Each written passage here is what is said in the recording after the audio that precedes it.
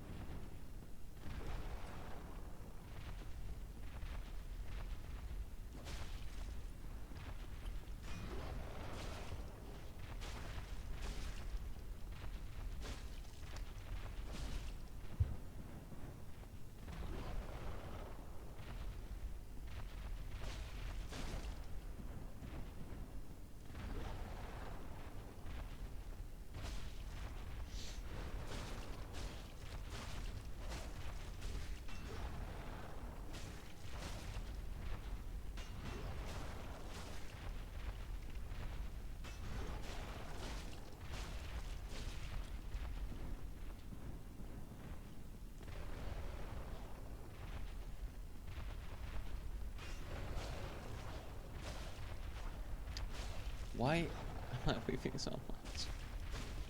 God damn it.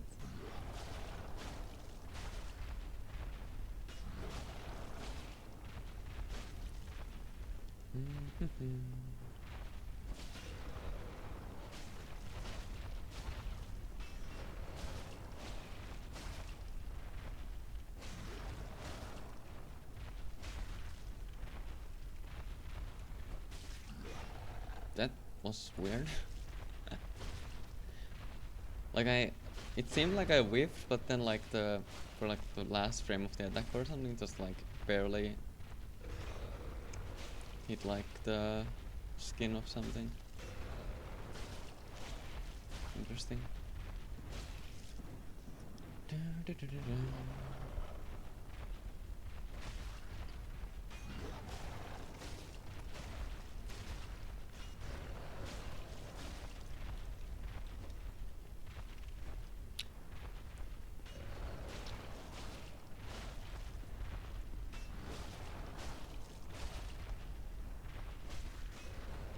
Why is the audio balance on songs so fucked? Like this song like is barely audible. Oh my god.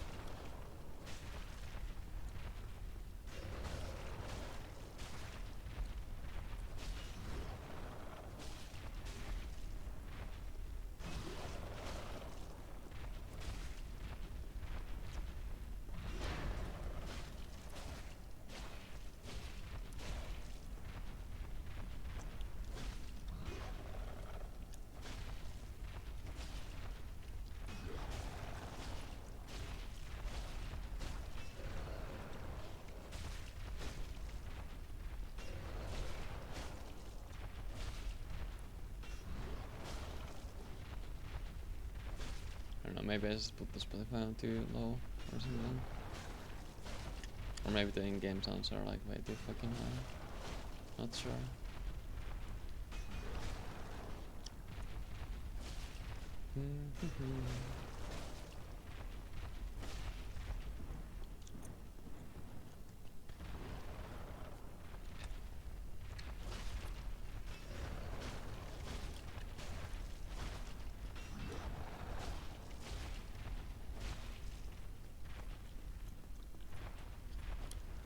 Are you fucking for real?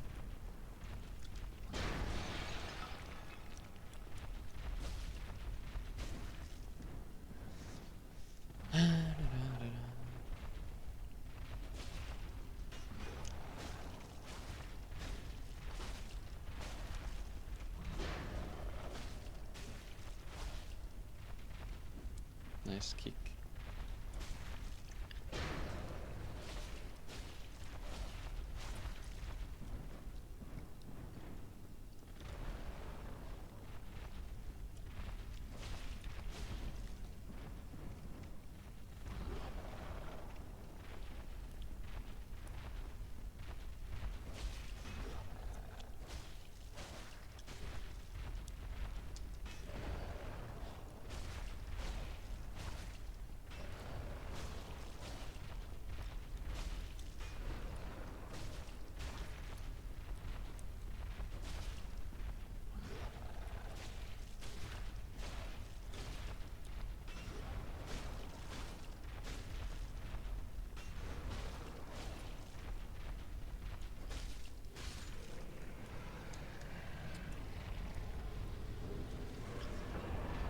was 11 minutes 20 seconds, roughly. Not too bad. Not too bad.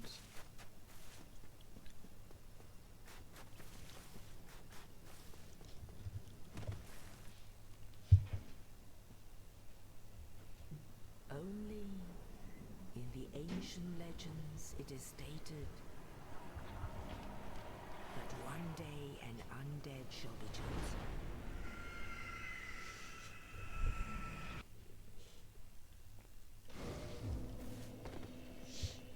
Okay.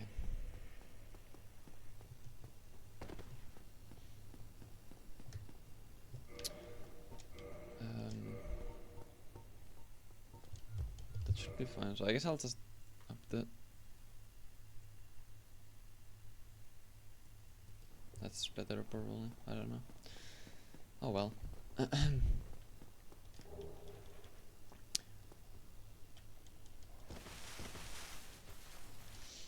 Grabbing those souls, like that soul and the upcoming soul, is not really necessary. And like, I totally don't need to pick them up, but it's kind of like just in case thing. I don't know. Like I shouldn't need the souls, and I like never pop them, but it's kind of like a. I guess like if I accidentally dark sign at some wrong point or whatever, then I can get like 400 souls back. But yeah.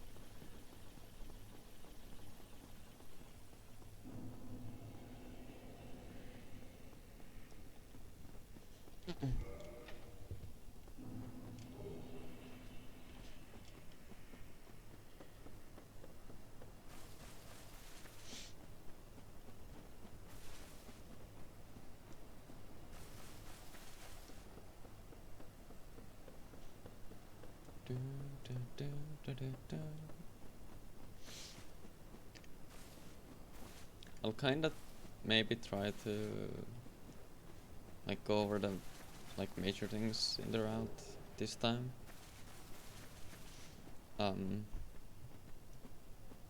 Because I think the route at this point is in a stage where won't really change, probably.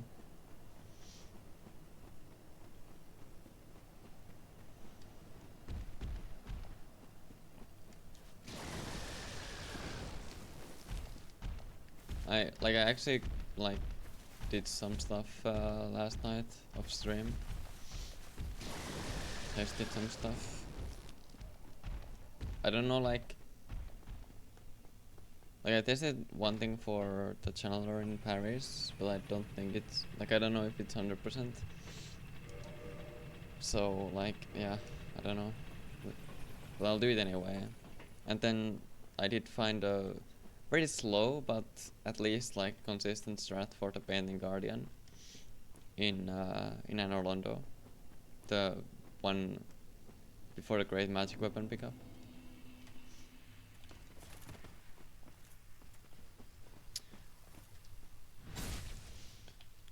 But yeah, also this run doesn't pick up RDSR, as you probably saw.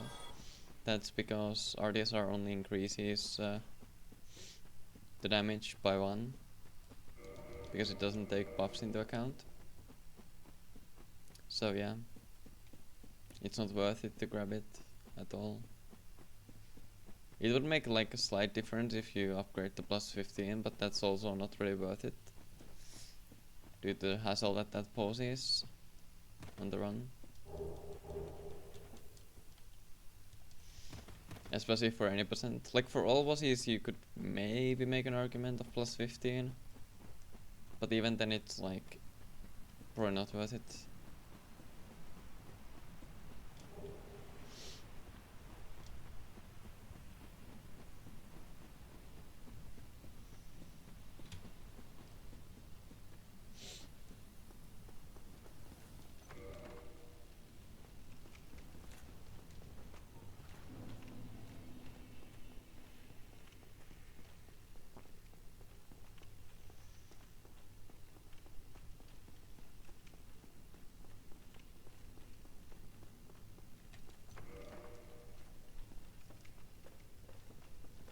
We do some reverse burking here.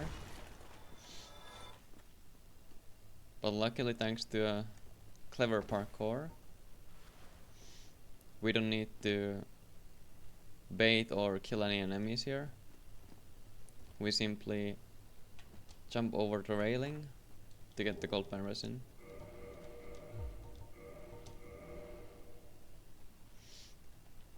We do want this guy to be a bit away so that we don't have a danger of it hitting us on the way back.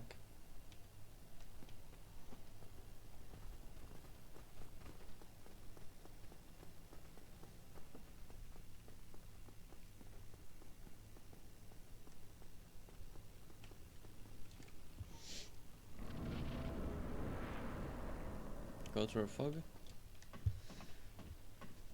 And this is like the ultra safe version. This is probably not necessary, but what we'll do here is we'll do the strat that like sorcery only or stuff does, where we wait for this guy to aggro and start coming down, and then we kill it when it comes down. We go up and kill the other one as well.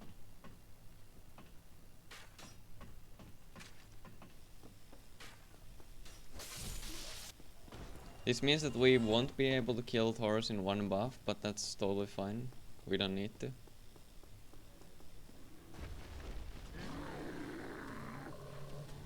Unless we get like super lucky and we get this attack 5 times in a row or something, which we don't this time, but that's fine.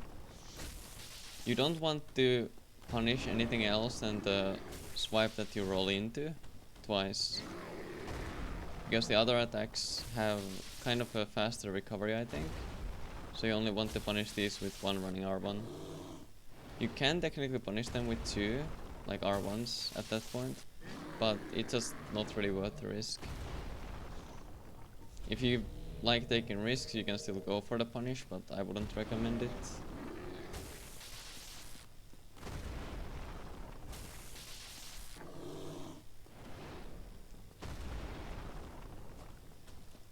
I even whiffed, that's fine though. I'll go for a little bit of risk here for the third other one. Probably shouldn't have, but I did it anyway. Guess I'm stupid. But yeah, that's Taurus. Just be patient and stuff. There is another route that goes from the rats under the bridge, but we don't like the rats there, so we don't do that, and that requires stealth rings. And we are not doing early pinwheel on this route, so yeah. Kick the ladder down, take the bonfire, rest it and level up to 23 int. This is not for damage just yet, this is mostly just so we have as little souls as possible, while having at least 1000 still. Oh my god, that's scary. That's the first time that's happened. We didn't get hit, that's fine. Just gotta be careful of that, like just know that it can happen, so you can like avoid getting hit, I guess. We purchased the residence key, and then because we only have 18 souls, we can safely dark sun since we are not losing that many.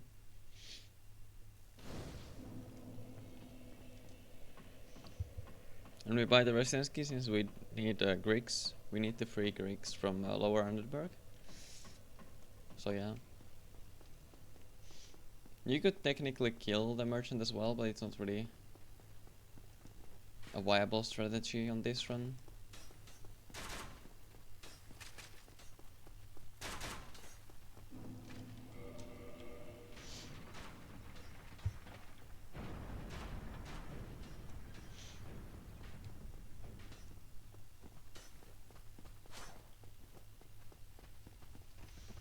Stop sprinting here and just keep holding forward, basically.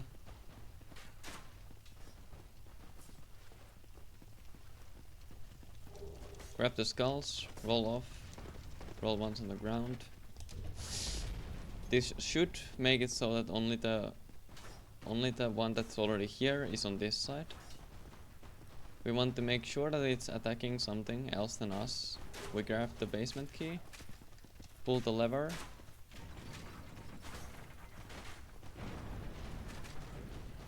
run to here, and dark sign.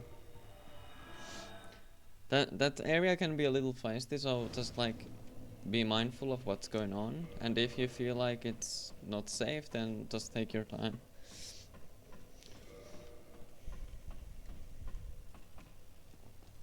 And now that we have both the residence and the basement keys, we can go to Lower Berg.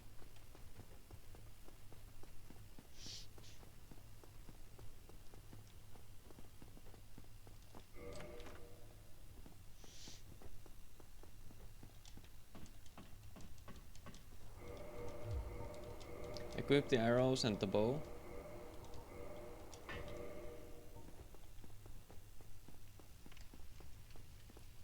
We'll go here and wait until the dog starts coming past the little like wooden part there. Then shoot here. It's not too precise. Then shoot here. And go to this spot.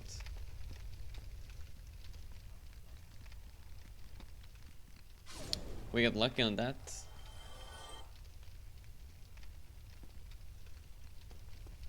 We need to bait the doggos to start coming to us.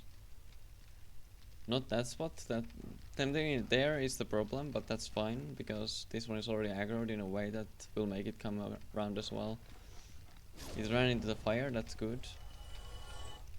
Less time spent. We just need to bait this one as well to here. And now, because luckily I didn't get all of them to go to the fire. You want to wait for this specific combo, and only after the second one you do an R1. If it only does the one, you don't do anything. But if it does two, or if it does the lower attack, you don't do anything. Lower attack and only one, you don't do anything. Two of these, you do an R1 and roll back.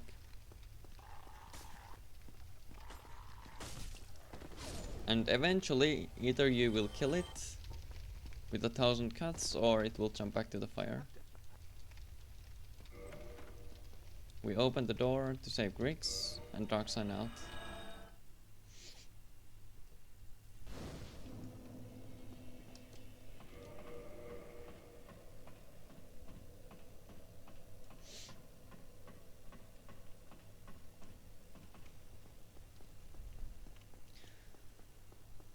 This next part is a little scary. It's mostly similar to what we did earlier with getting the basement key. But this time the one at the gate winch, will not go for the gate winch, and instead is straight aggroed for us. So we have to be careful a bit, so we don't get hit by it. This guy right here can do exactly that, and that is a problem. We unfortunately got hit, but since I'm not a fan of resetting, we are not gonna reset. That part, I still don't have like 100% consistent idea of what to do. Maybe just like stay up there for a bit longer, jump further or something, but yeah. Or maybe I spammed roll too much or whatever, but anyway, that's not the point here. That is just a little bit sketchy part, unfortunately.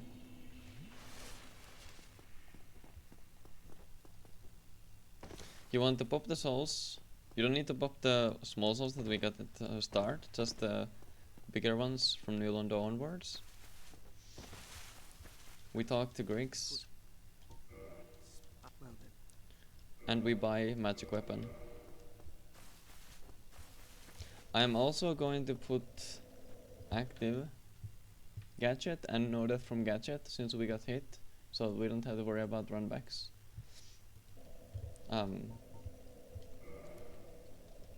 We attune the magic weapon and we level up to 24 int. And that setup done.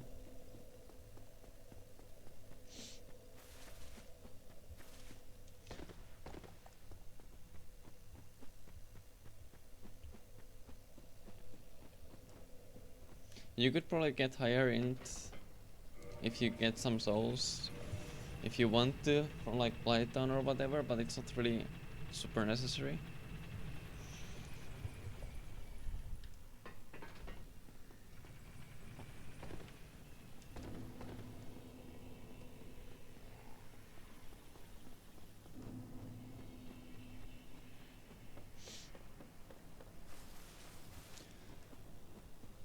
But yeah, that part in the setup there is like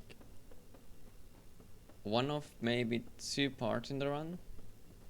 Now probably the only part that is like scary still. Like you don't really know if you're gonna have a run going or not until you get past that part basically. Of course I could have done things differently, but alas, we got hit, so there's that.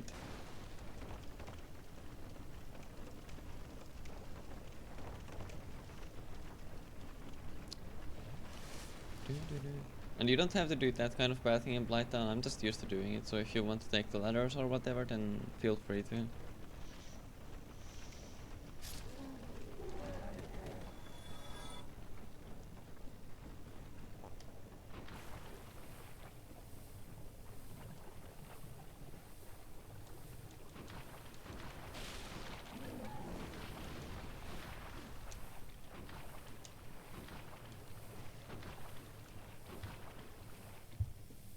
Since we don't have purple moss clumps, we're just gonna chill, walk to the fog gate.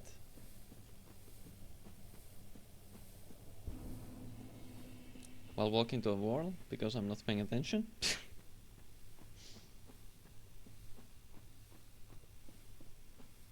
We are basically waiting for the kind of RTSR setup. Even though we don't have RTSR, and that's mostly because we want to not die from the poison while we're in the fight. Of course we have Nordeton right now, but I'm still doing the strats in the way that I would do them in the run. So yeah. The second pip from the right side, once it's past that, you heal twice to be full health. And this means that as long as you don't take damage from Quelag, you won't die. We also want to switch to the Sorcerer Catalyst on the offhand.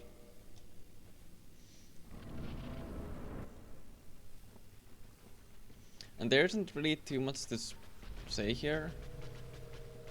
Like, I would presume if anyone would be attempting this kind of run, they already know how to fight Quelag. Quelag doesn't have any specific strat, just basically kill her is the strat.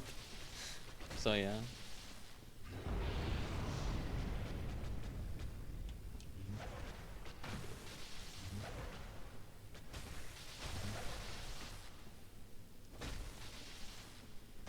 There are like specific things you can do with the specific attacks to punish them efficiently, but it's not really a big deal. This is not a DPS race boss, so you can, even if you run out of buffs, you can still finish the fight, no problems. It just takes longer, obviously.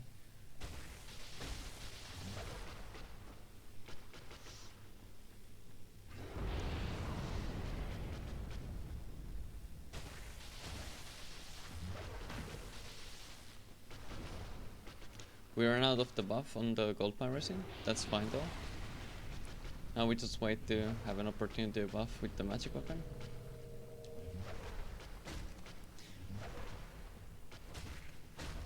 And now we obviously do less damage. That's why we want to not spend the third gold pine resin, just to make Quelag a bit faster. It's obviously not necessary, but it just makes the fight a bit faster, which is nice. And we don't really need gold pine resins for anything else in the game. They stop being better than the magic weapon literally right after this. Like when we get the next level up, magic weapon does more damage than gold pine resin, so it doesn't matter anymore. And if you manage to kill Thors in one gold pine resin, that's great. You can have 2 gold pine resins for the Quelag fight then. But once again, not a big deal either way.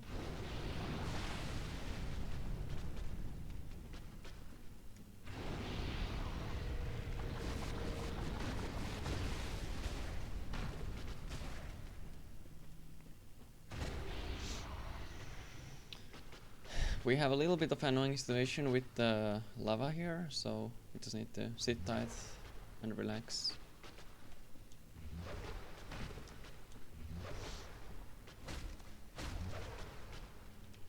And now we got this while we are in the corner, which is very fun. Always love when that happens. Nice whiff as well. Whiffing is the most fun thing on this run, because you already have so little damage that if you whiff, it's like gonna be even longer fights. Always fun. We might get hit here. We did not. Nice. If I was any slower, or if I tried to go the other way, we would have probably gotten hit there. But yeah. We also ran out of buff, so we need to rebuff.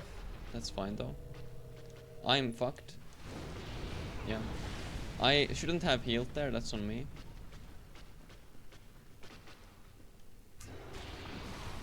There was no reason for me to heal, I just healed to, I don't know, get health back. Like, assuming you're on a no-hit run, you don't want to get hit anyway, so healing doesn't matter there. It's just the aesthetic thing, I guess.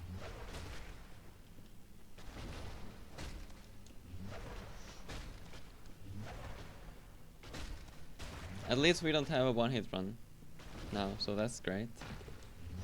Look on the silver linings.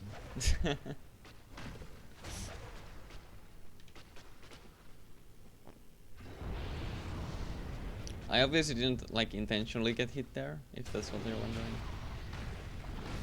I just made a dum-dum. Like, I probably wouldn't do that on an actual run. Like, if I was steroid. Because doing 2 long animations, buffing and healing back to back, isn't really a good idea. The only exception is if Quelag is doing the long lava spear, but you'd want to punish that instead of doing long actions.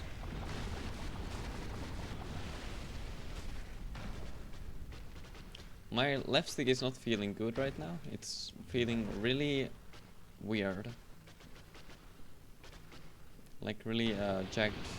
I don't know how to call it.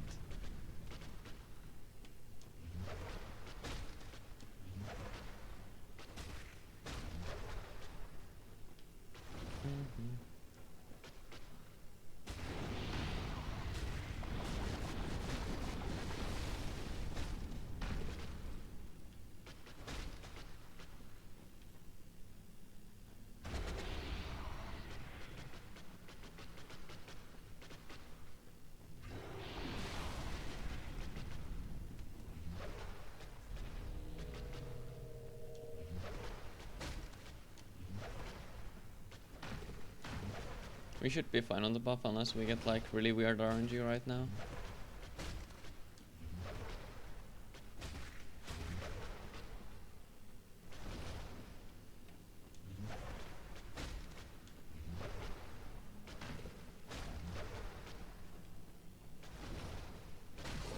Nice.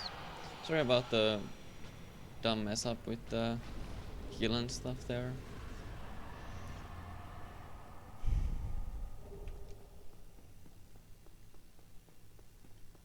Could have been a clean fight otherwise.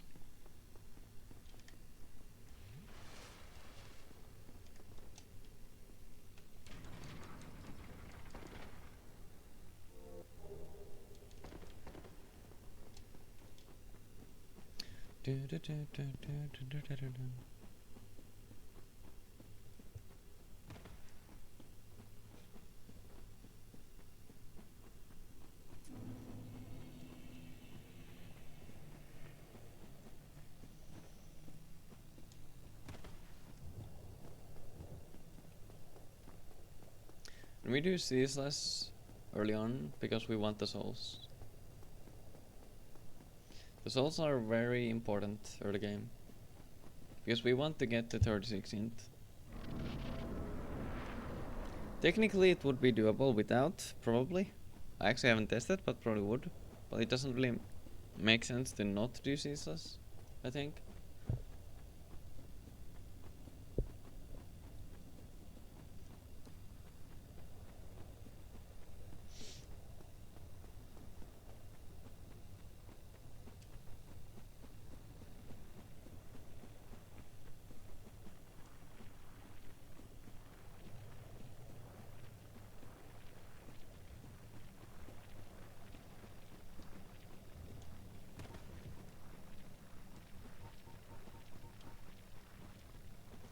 Pick up, drink Estus, run away. The usual stuff. This is the same on like every run, to be honest. Jesus doesn't change no matter the run, unless you are doing like a run where you come here later and just kill Jesus straight up without this strat, then that's different. Like sorcery all bosses or something. With dark speed or whatever, but yeah.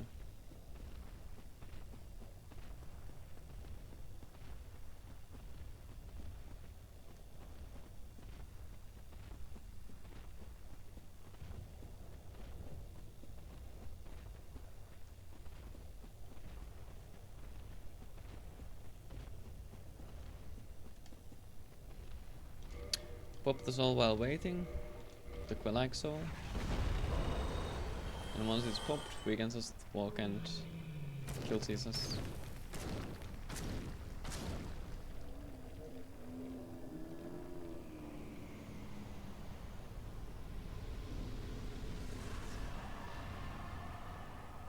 I wait until this fades, so that we 100% get the humanity and the homeward bone. The splitting might be broken. That's fine though. We can split manually. We buy the lingering drain grid string to increase the buff duration on the magic weapon. And then we kick Griggs off the ledge. This for two reasons. The souls, which is not that important. And then the Slumbering Dragon Grid string, so we don't have to pick it up in sense.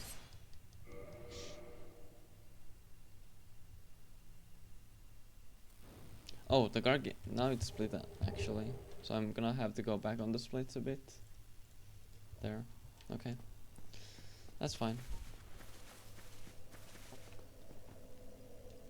So now we level up to 36 int. We don't want to go 37 even if we could, which we can't. Sometimes you can, but 36, because 36 int allows us to do 99 damage without counter hit. On an R1 to the gargoyle, which means that with 4 R1s we are just under the 400 health threshold or damage threshold, so we don't end up aggroing the second gargoyle and we are like very close to the damage, so the next attack will send it over and we already have almost 400 damage, so it's not like guaranteed kills or anything, it's just very nice.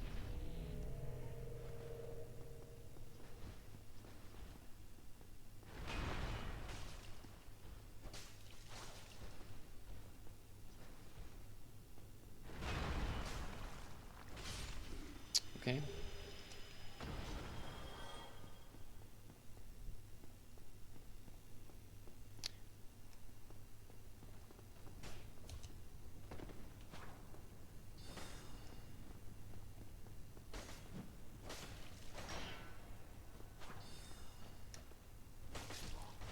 I could have done the new strat here where I would throw a skull behind this guy and it would aggro the that and then I would kill it, but I couldn't be bothered.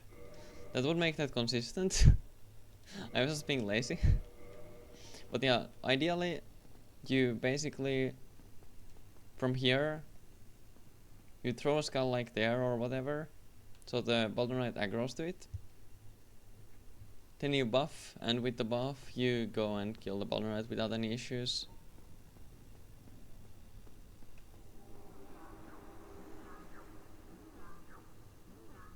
Now here's a semi-new strat, but also simultaneously an old strat. It's kind of a revised strat, and I hope it works out.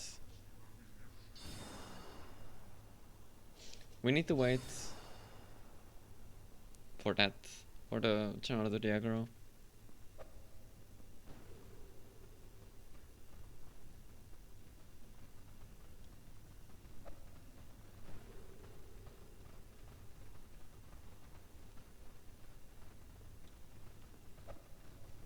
Throw 3 skulls, then run past. Ideally, the channeler won't be coming here, but this time it didn't. This is a huge issue.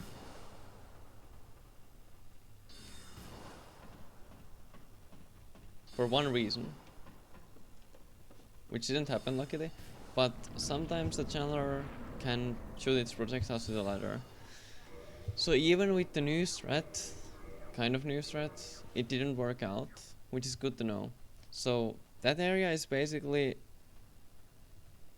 either never gonna be 100% consistent, or it's just really difficult to get 100% consistent. I don't know how to do that consistently, but you essentially, I basically you just want to aggro the hollows with the skulls, and then you run past, and you hope that the channel doesn't do anything. If it does something, or it comes to the ladders, then you either just need to try to time your climbs in a way that the projectiles aren't coming, or just hope. I don't know. That is a really fucked part, because it's 45 minutes or longer into the run, and there isn't really anything that I'm aware of that would make it 100%. So, yeah. It kind of is what it is, I guess. Anyway, gargoyles. We buff.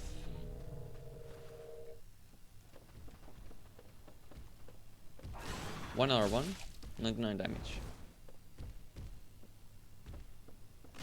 2 R1, 99 damage. One more, 99. And then one more after this. We want to make sure this is not a counter hit. There. Now we are at 396 damage. 400 HP is the threshold for the other one to spawn. So now we just basically wait to get an opportunity to cut the tail. This is a good one. Except I fucked up the tail cut. That's fine though. Now we need to be a little bit careful.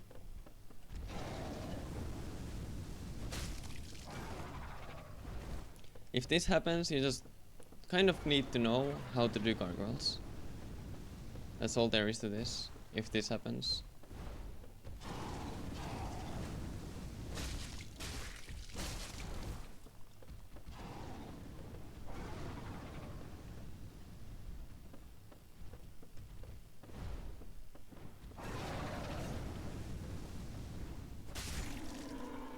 But once you have one gargoyle left, it's not that bad. You just dodge the normal attacks. With 2 gargoyles, it's kind of scary sometimes, but it's still very doable.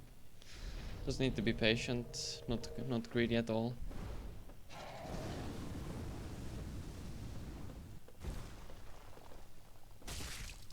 Okay, nice. I'm actually kind of glad that we got the bad scenario, because otherwise it would just be like hard to really explain what happens if you fail it. But yeah, ideally after the 4R1s you get the tail cut, and then you just like wail on the first one and you kill it before the second one comes. But yeah, while dodging the attacks of course on the first one, but yeah.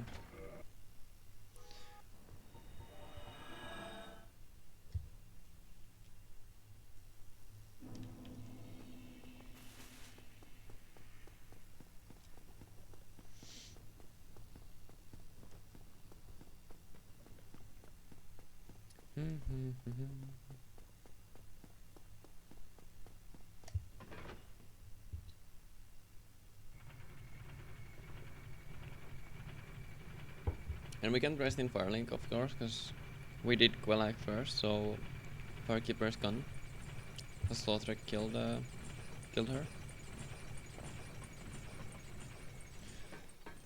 Because Slaughter has some sort of antagonist powers and somehow can kill the Firekeeper even though we can't. You as the player cannot kill the Firelink Firekeeper, as far as I'm aware. Even though you can kill any other Firekeeper.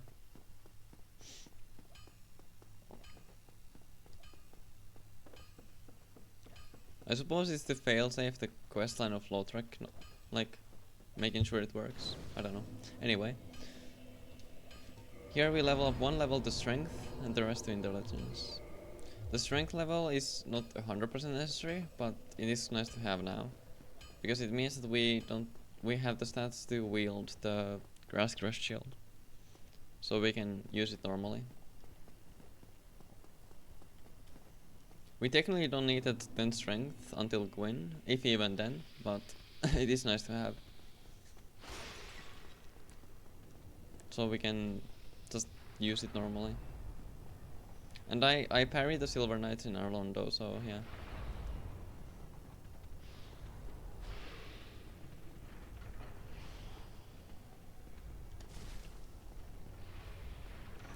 My pathing here and the stamina management was kind of fucked, but this is essentially just how you do sense nowadays.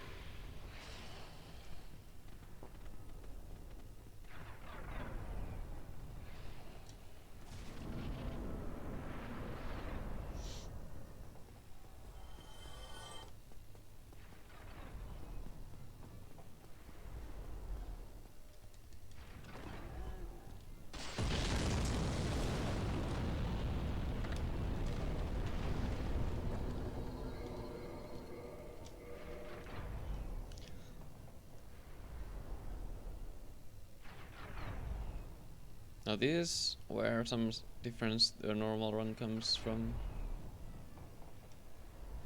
Since we're gonna go free Logan from the cell here.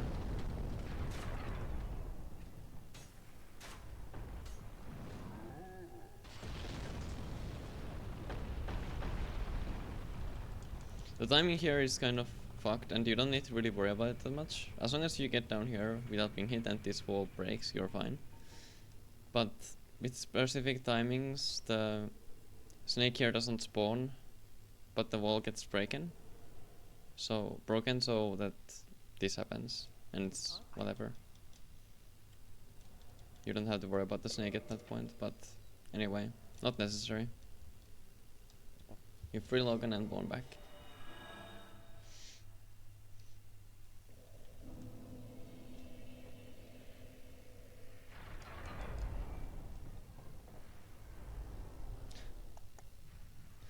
Actually, I didn't equip the slumbering in the Paris, so maybe that was why the channel strat didn't work as well. So if you do what I did and equip slumbering instead in the Paris when doing the skulls and stuff, it might be fine. I can't guarantee it's 100%, but it might work better.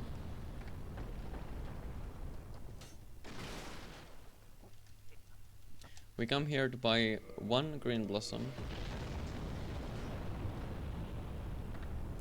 I don't know if that green blossom is actually 100% necessary, but we buy it anyway.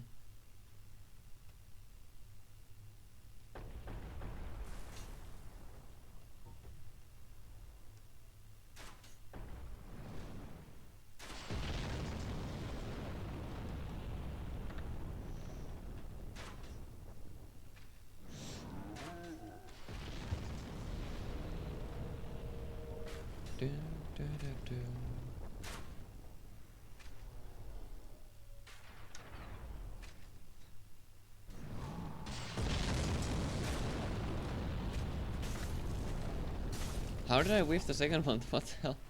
Anyway. We rebuff. Because we want to have the full length of the buff for our golem.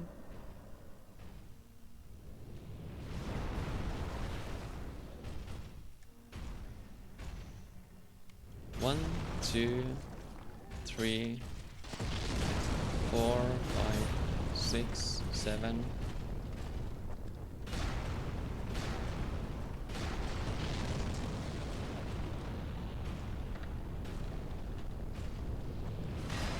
Eight, 9, 10.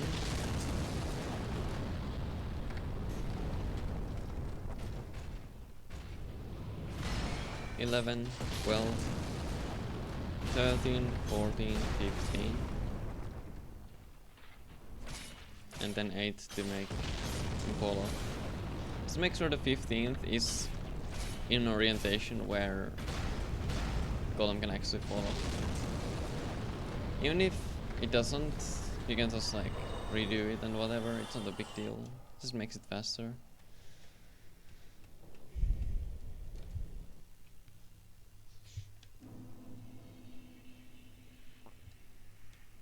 Yeah, golem, I don't know, maybe I'm biased because I have the experience, but golem isn't really a problem, no matter what. Of course I've still been hit by golem, but anyway.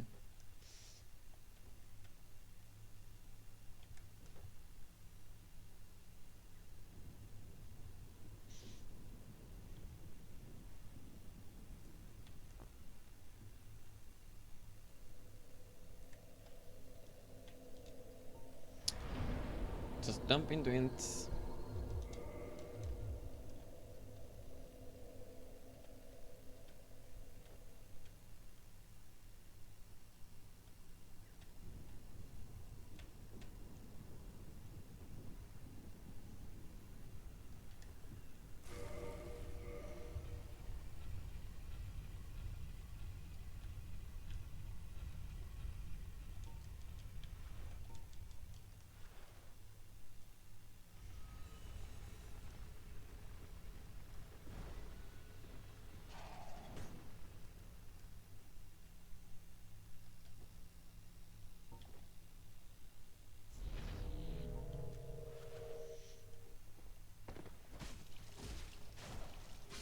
Even if that one escapes from the stun lock or whatever, it's fine. You can just do this same thing with that one that you do with this one. R2, roll back. Make sure you're not attacking while it's doing an attack or while it's blocking, because it can mess this up. So if it's blocking, just wait. Because if you're careless, you can get hit easily.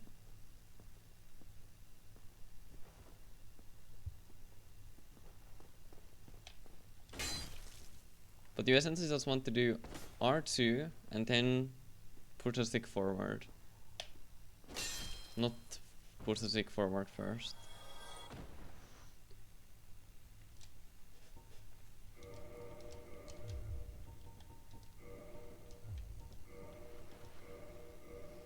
That was a weird menuing, but okay. And the usual shit here. While this run is no range damage with like firebombs and stuff, we can still use arrows and skulls and stuff to environmental aggro the enemies. We just can't use arrows to actually hit the enemies.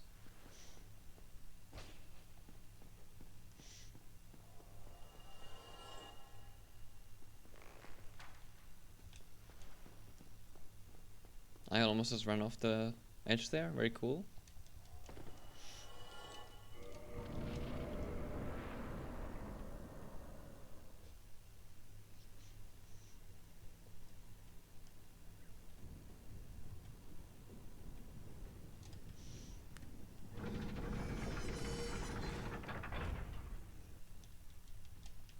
Okay, we got slightly unlucky, that's fine. We got very unlucky, actually. That has never happened to me before. That's fine. We are not getting a PB, that's unlucky, but it is what it is. I should have just rolled straight away as soon as possible. But yeah. Yeah, you want to roll off. If the gargoyle comes with you, you want to roll off as soon as possible. And just like, it's just kind of a brain game, I guess. And yeah, you don't want to do what I did there, because that was stupid. But if the gargoyle does follow and doesn't get stuck on the other side, then you need to bone out after you rest here. Because otherwise the gargoyle will be there.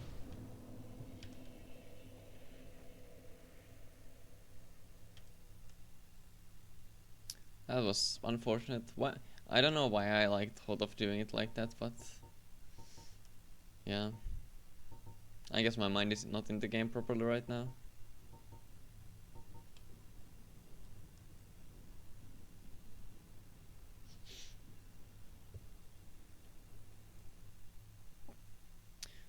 And here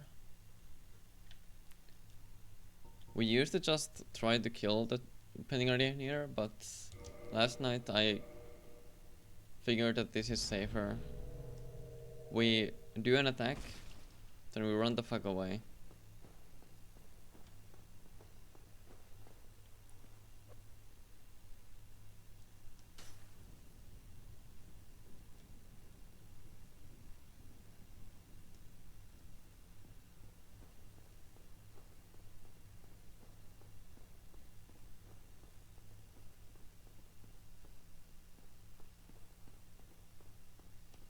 It's just following us so fucking far, it's so funny. Okay, we should be fine now. Never mind. How did it even see us?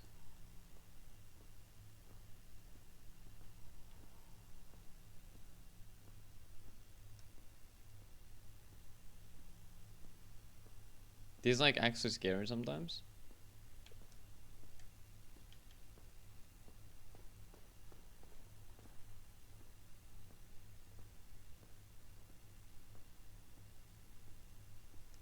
Okay, let's hope this works now. I do not know if that's like the ideal thing is that you go all the way back, you let it go all the way back, and then you do the attack again, and you repeat that until it dies. But yeah, you of course might run out of buffs, but yeah, it is not fun, but it would be consistent, I guess. Unless it heals and stuff. But yeah, like the other way is that you just aggro it to that spot by shooting an arrow there. You buff and then you try to kill it, but the problem is it can escape the attacks. It doesn't always get stun locked by the attacks, so yeah, that's an issue. Shoot an arrow there. Not there. Shoot an arrow there. Another one there. Another one there. Then we run. To the pickup. We pick it up and we roll. I got slightly unlucky with my controller being weird there, but we're fine. Okay.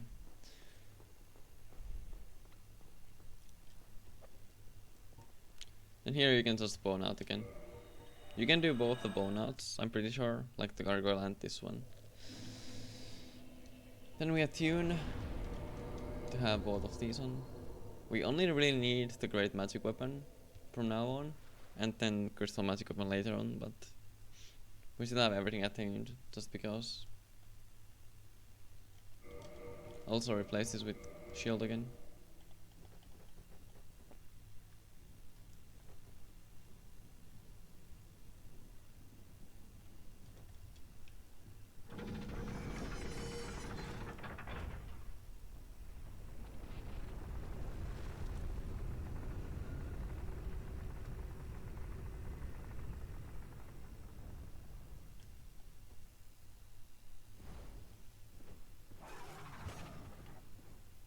You could probably kill the gargoyle here by just buffing up and killing it, but 9 out of 10 times it's not necessary.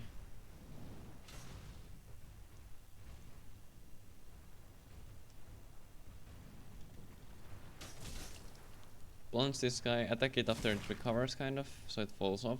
If you attack it too early, it just takes damage and doesn't fall off.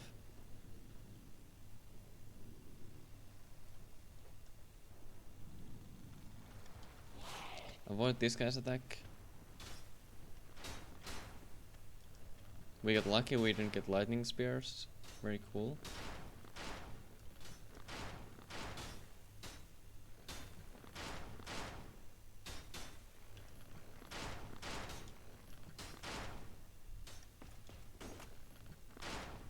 You can do either like bait threats or parry threats. I'm more used to parry threats here, so I do that.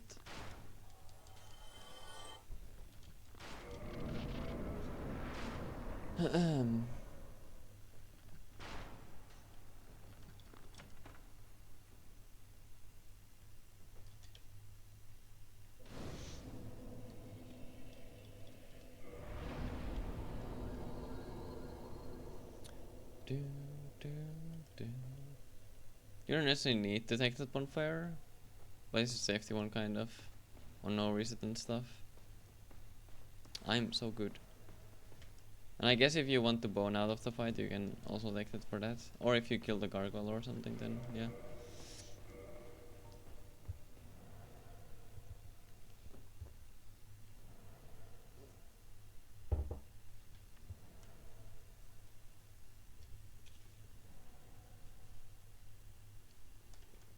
Okay.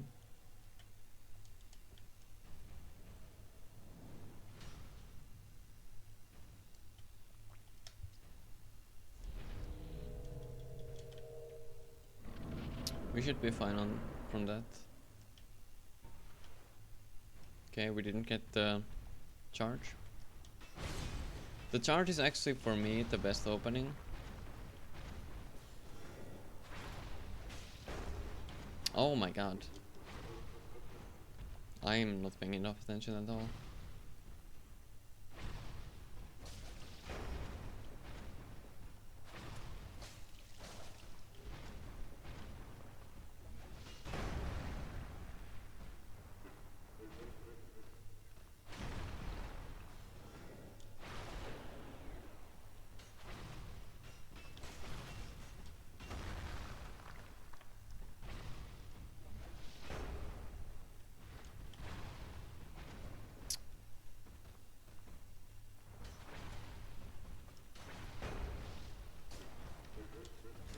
That was not good. Okay, we're fine. Whew.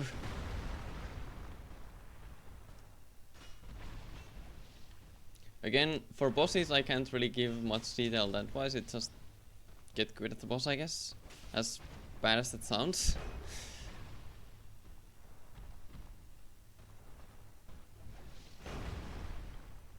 Because even though I know how to fight them, it's really hard for me to explain the thought process behind everything, so yeah.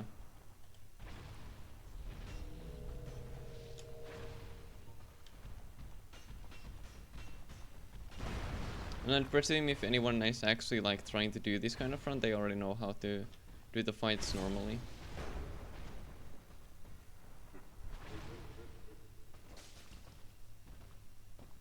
We're not getting the greatest of RNGs here, but that's fine.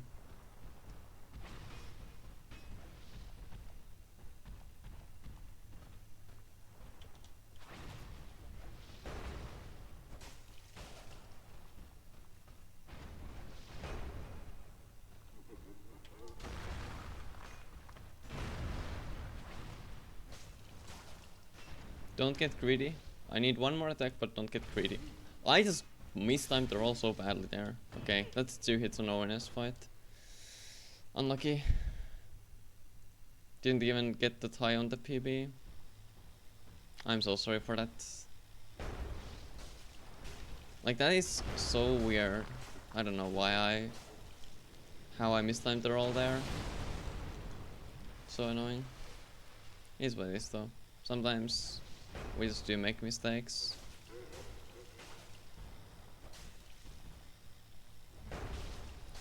Technically you can punish this more if you strafe it instead of being under it, but doesn't really matter either way. Whichever is comfier is the way to go, I think. And I just find it funny to be in the front instead of strafing it.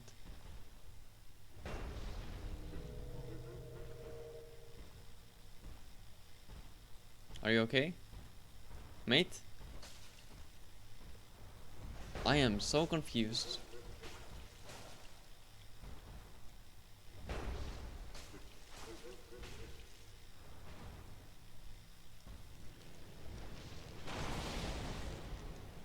I probably could have only counted one hit, but I don't know.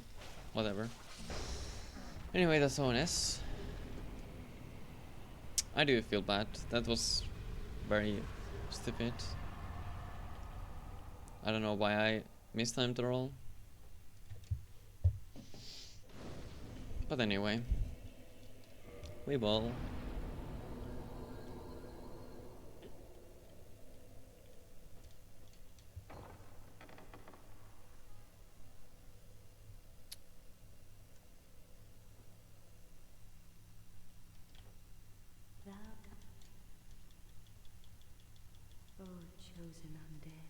Also, we have to go through this dialogue because we cannot kill Guinevere because we don't use bombs. So, yeah. We don't use ranged damage stuff. Even though you could argue that Guinevere is an illusion and therefore not real and we could damage it, but meh.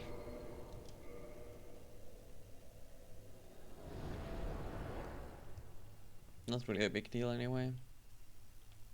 The only thing that makes has that rule be a nuisance would be all bosses, because to fight Gwendolyn you either need to kill Guinevere or you need to get the Dark Moon Sun's Ring, which is pain to do. Getting the Dark Moon Sun's Ring is pain. So yeah. Luckily I'm not planning to do all bosses, so there's that. We level up, we dump into int again.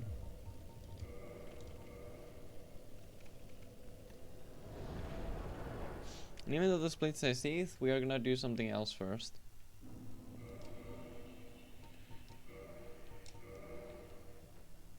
We're gonna go to the catacombs to get the skull lantern.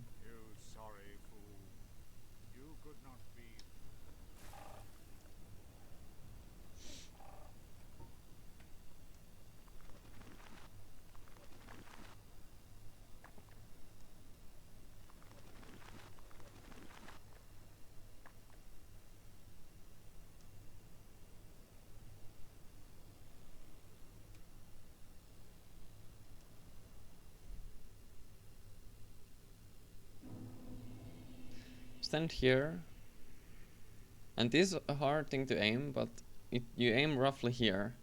I know there's like basically no indication of where you need to aim, but yeah, you aim here. You take off slumbering, you shoot, and in case it fails, you want to be ready to buff and stuff. It didn't fail, but we buff anyways because we killed the other skeleton. So that makes this skeleton and then the other skeleton here fall off, so you don't have to worry about them. Turn the corner, 2R1 skills this one. Make sure to use great magic weapon and not just basic magic weapon.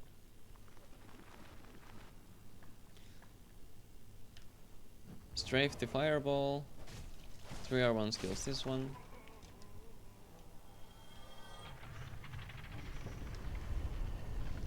Then we rest.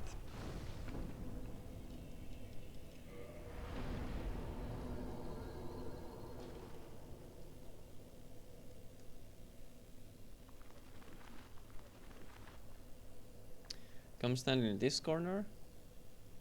And this might again not be easily visible, but shoot here without slumbering on. And then wait a bit. That makes the necromancer on the other side fall off.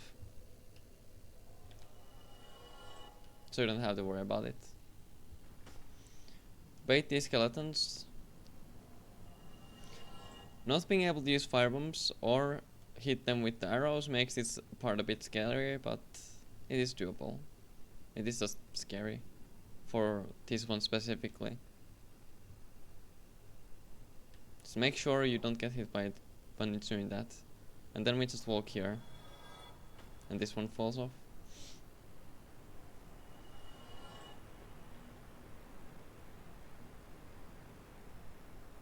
Then we aim here.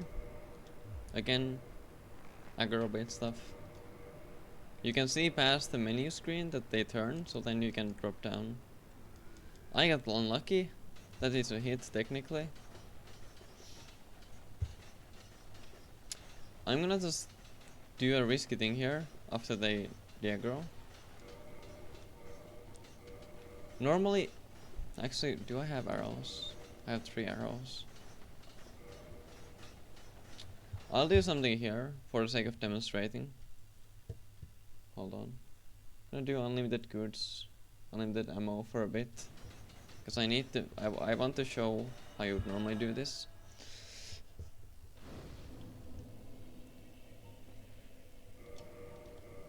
I fucked up the angle where I fell, so I just fell to my death. Which is unfortunate, but yeah. The second time around you of course don't need to do the necromancer one. So I just do this part.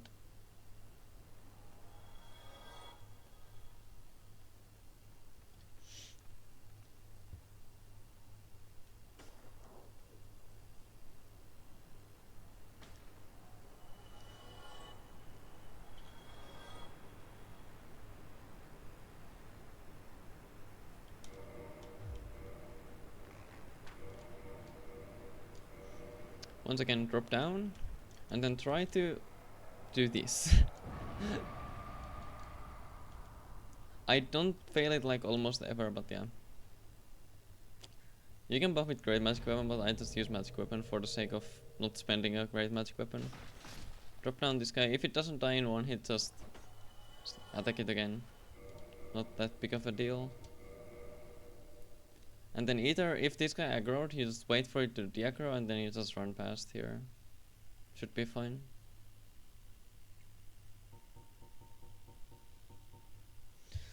But okay.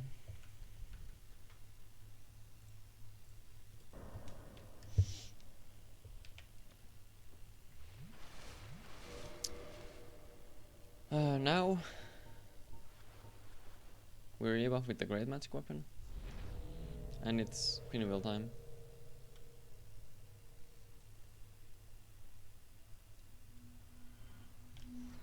You want to kill the clones first.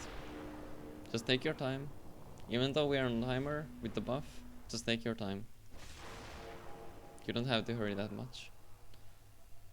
You can do some attacks if you want, but it's not really necessary here. You just want to make sure that you don't get hit when you're attacking. This is the weirdest fucking RNG ever.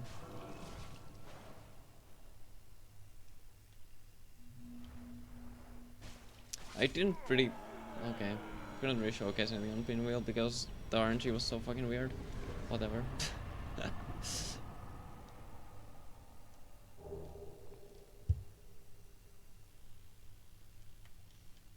But it's 9 R1s with great magic weapon at this int, so... Yeah. Just gotta get used to the fight, I guess. There are some weird scenarios, but most of the time it's fine.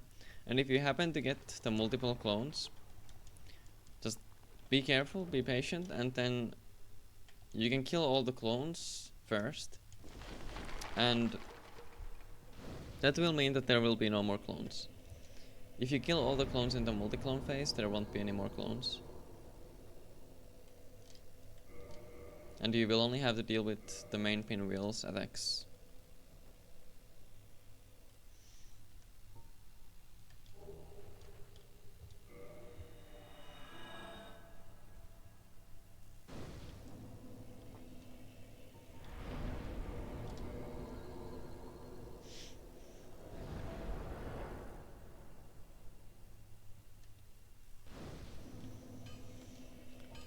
We dump into int again. This is mostly just so we have as little souls as possible, which is literally 1 soul. We buy max stack of arrows that we can. We don't need that many arrows, but it's just to dump again, just to dump souls.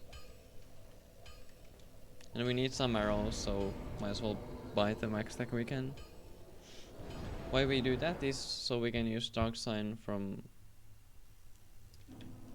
the trade without issues. And since we're going to see it next, we'll lose everything anyway.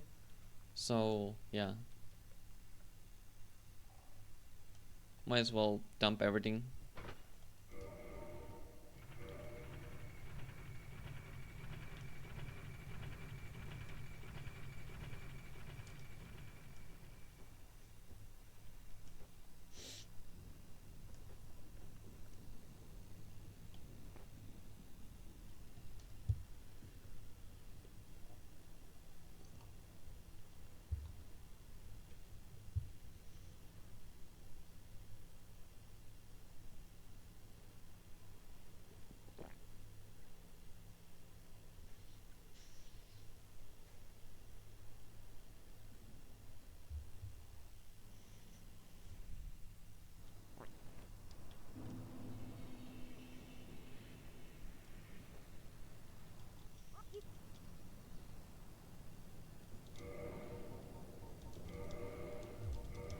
Do, do, do, do, do, do, do, do.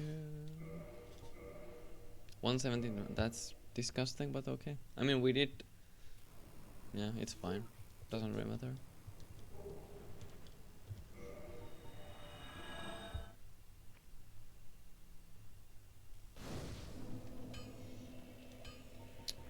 Now we go to Anorlando.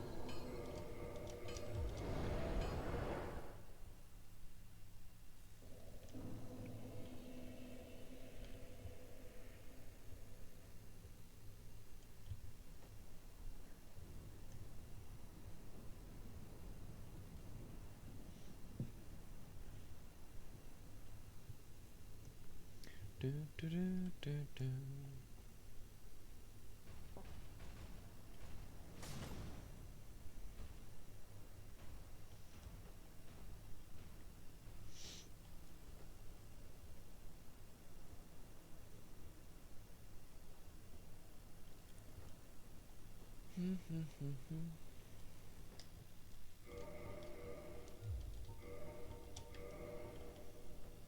The fourth light spot here, this fort. We stand here. Not that, oh my god. Okay, very good. Slumbering. Shoot that wall. Equip it again. Then we run past. You don't need to be this safe, but safety is our #1 priority, right? In a run like this, you kind of don't want to take stupid risks.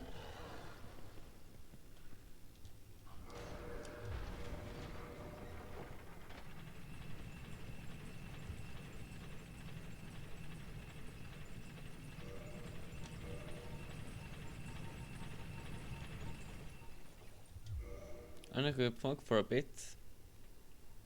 Recoup it again here.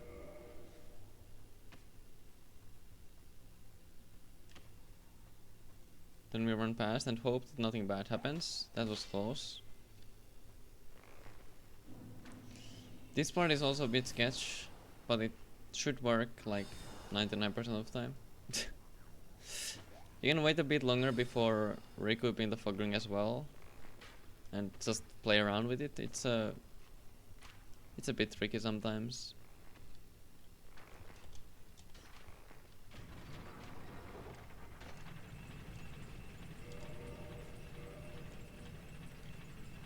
In this run we don't do Duke skip as well. It's not because it's not allowed per se, it's mostly because we don't want to do Duke skip at all on this run. We need to free Logan before Seath, and that's why.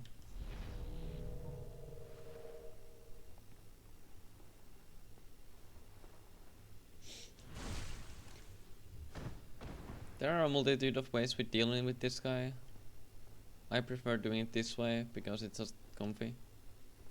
Takes a bit of time, but doesn't really matter in the end.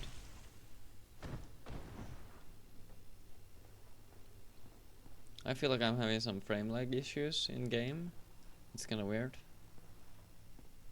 Everything shows 60 FPS, but I feel like I'm not having 60 FPS. Oh well, it's fine.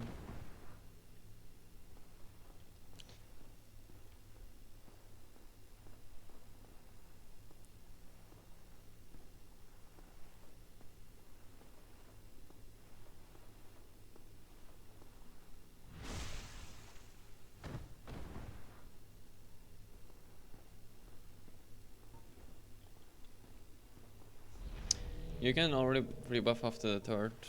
It's just I wanted to see if I could get the fourth in as well.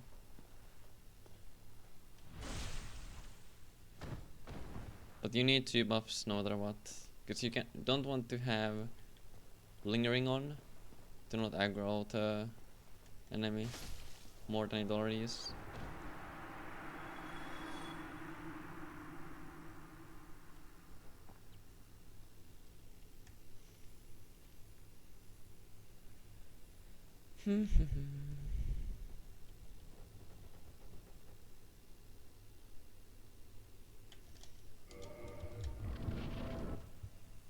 Turn off no death for now, so that we actually die here.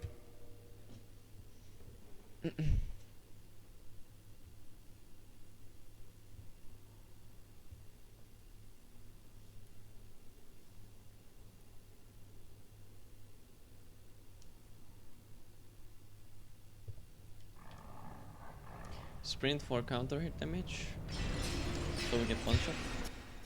It's kind of whatever, doesn't really matter, but I do it anyway.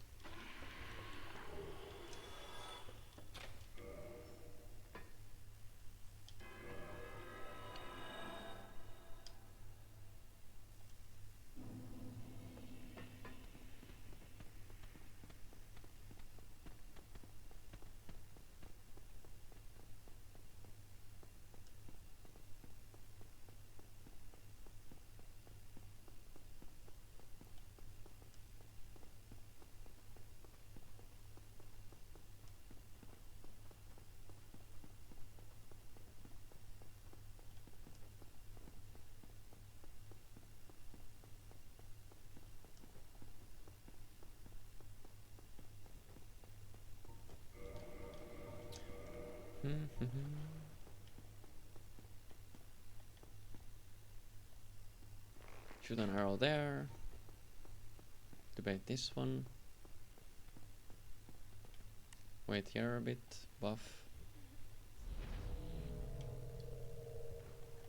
1, 2, 3. 3 is not necessary, but I do it anyway. You can just do 1 or whatever. Just kill this guy basically. That's all there is to it.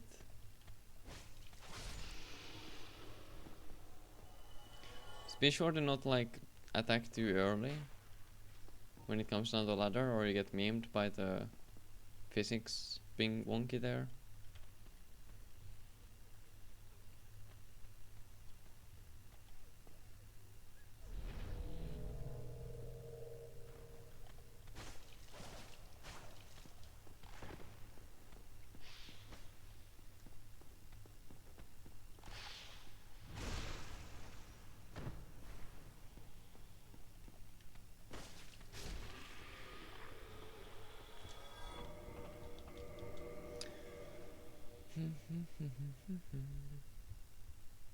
You can either go with the same buff or rebuff for this last guy.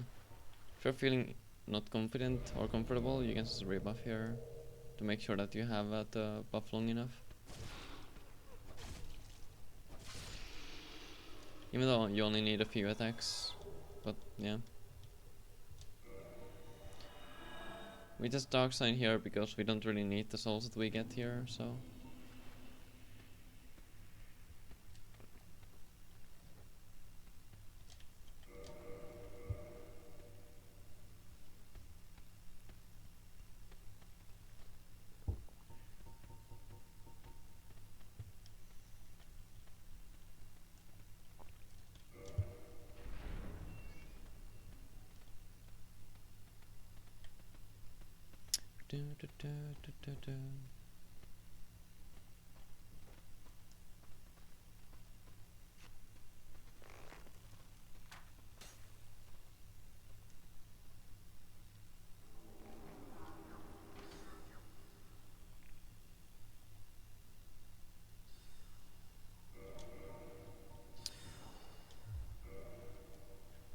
Alright, I need to equip the other arrows, I forgot. Shoot here for the left one. Shoot here for the right one.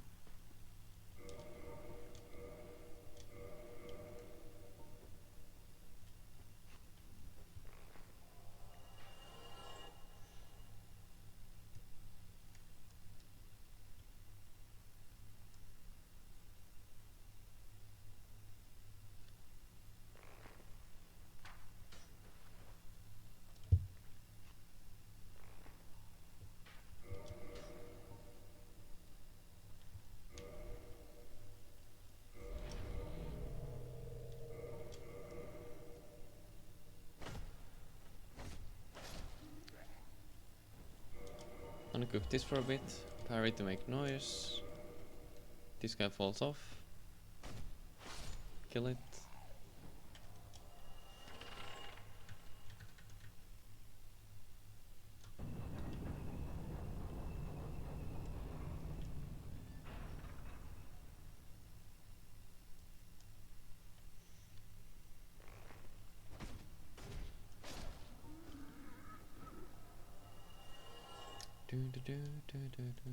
And since we made the other channel fall off and stuff, we don't need to worry about anything in this little section here.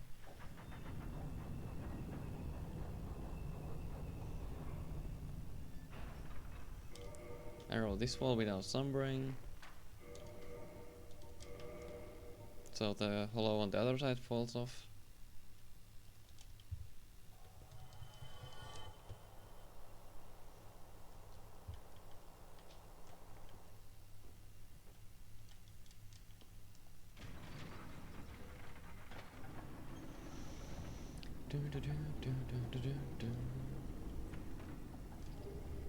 Then we dark side back. Just make sure to open the shortcut there. That's important, kind of, so.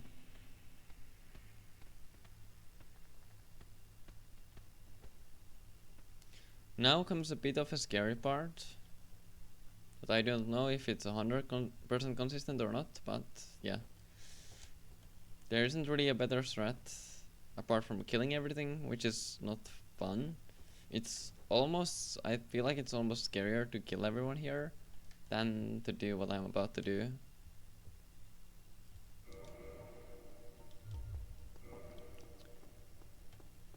So you want to sprint through here. I don't know how precise this pathing is. Open the door as soon as possible, spam roll.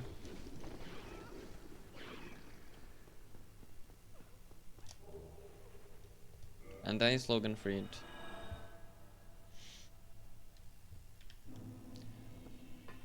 I would say I haven't been hit doing that, but that would be a lie.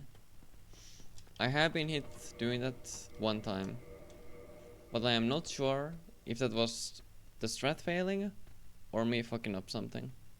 And that is a problem, because I don't know. But it has failed once in I don't know how many attempts. I've lost count. The counter on the hit counter isn't accurate. I'm probably done like easily over 100 attempts of this run, I think. And it hasn't failed more than once in that time.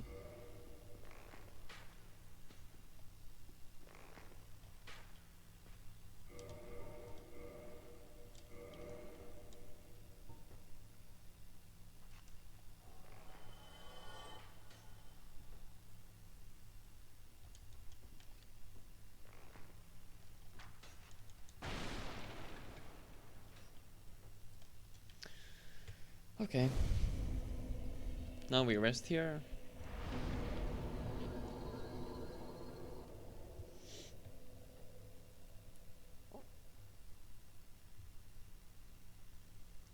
Now we finally pop Small Soul. as well as the soul we got in Sense. We kept those until this point because those give us 20k souls, which is just enough to buy a crystal magic weapon. All as planned. All as planned.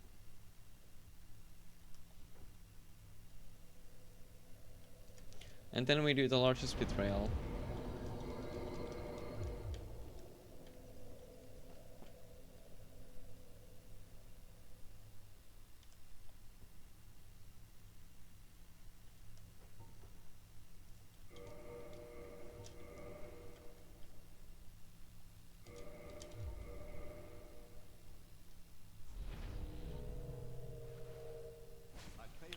R1, and then after the dialogue, just spam R1. Make sure you're not in the dialogue or anything similar that could interrupt your attacking. You want to be able to do the spam of 5 so that you kill.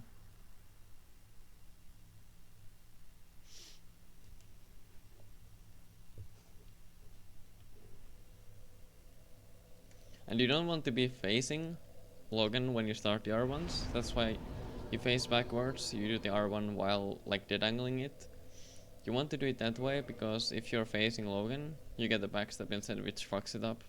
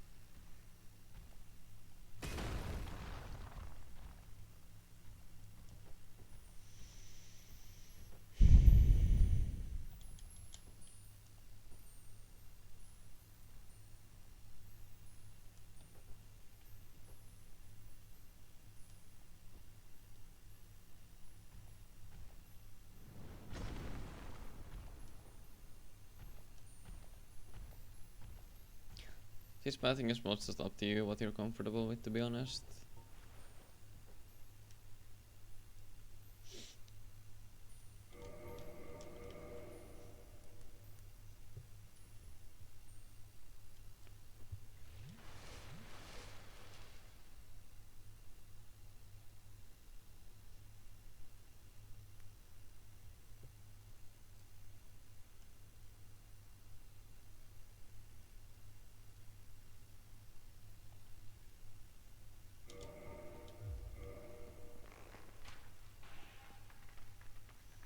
A little bit of aggro baiting here to make sure that we don't get any clams in the fight.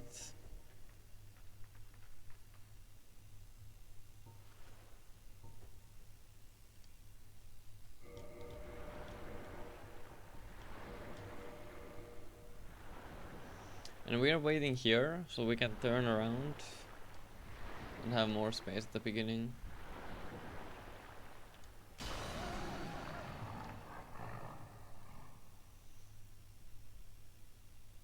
I really hate the start of this fight, to be honest, like this. It's just so annoying.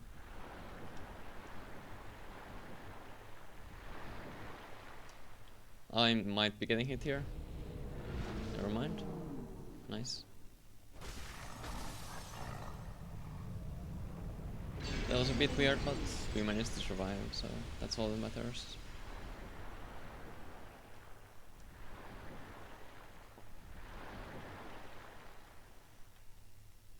I really dislike this fight.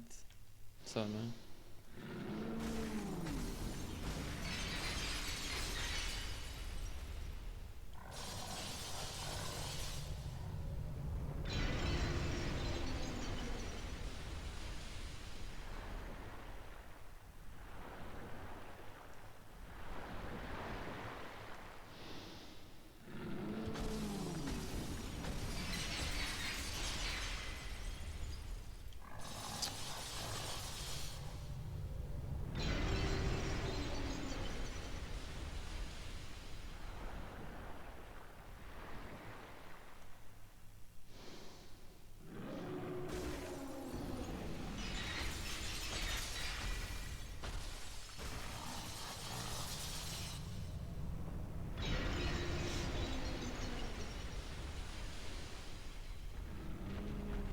It's really annoying.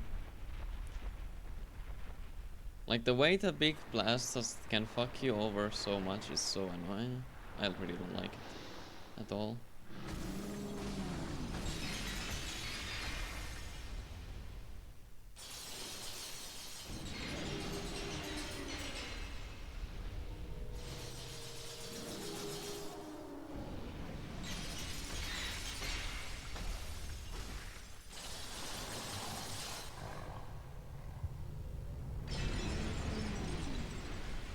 Like we are 2 buffs in the fight already. And we aren't even halfway through. It's just so fucked. I really don't like it. It's just bad RNG.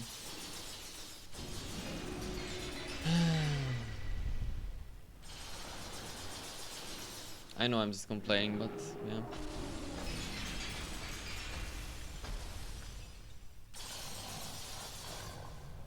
There isn't much to see it except just, I don't know. Just need to know how it works, I guess. Which I don't perfectly. I don't know how that fight works, like perfectly.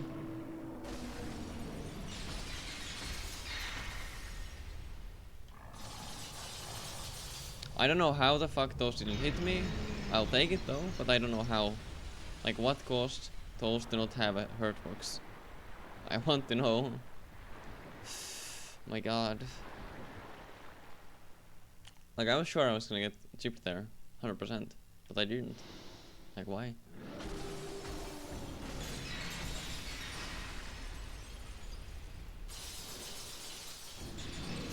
The visual, the disparity between the visuals and the actual hurt boxes in this fight is so annoying. That's like one of the biggest parts that I don't like as well.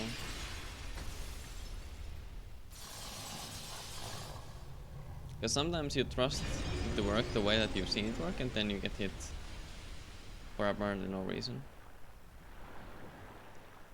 But yeah, it is what it is. This fight is just one of the fights that you have to learn for this run, unfortunately.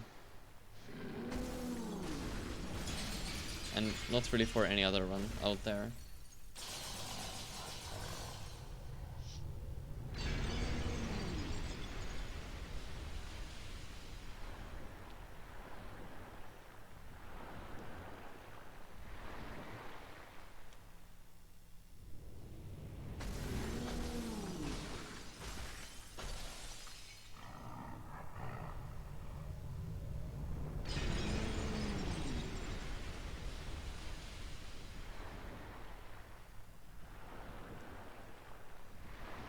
And again, we don't have enough space behind us, I feel. So we need to turn again.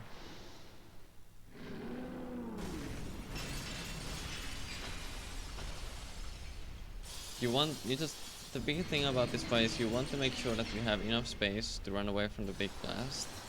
And that means constantly changing the orientation of Seath.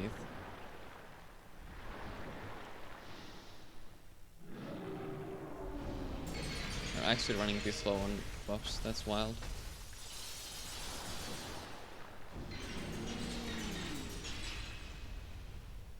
Probably need to do another buff, but don't know. We'll see, I guess. Okay, there we go. Yeah, that was not a great Seath, but it's fine. At least we didn't get hit.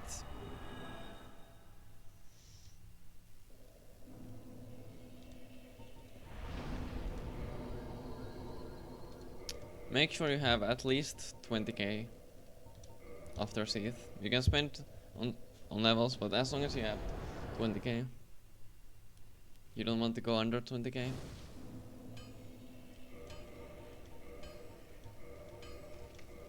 Alright, that doesn't work that way, I'm stupid. It's fine though.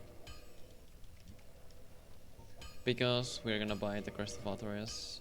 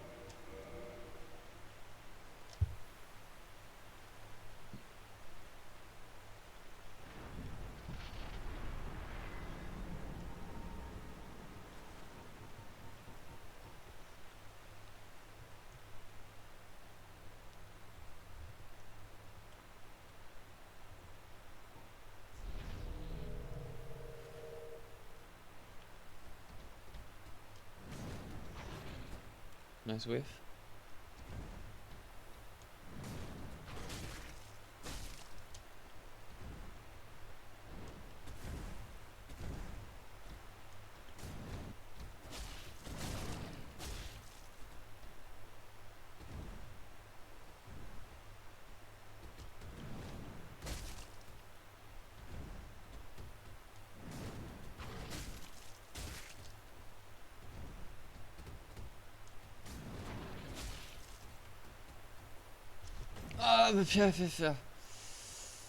I fucking shook my entire table with that roll. My god. Oh no. Oh god. Oh my fucking god. No. Okay, we're fine though. Didn't get hit, but that was a bit sketch. That's for sure.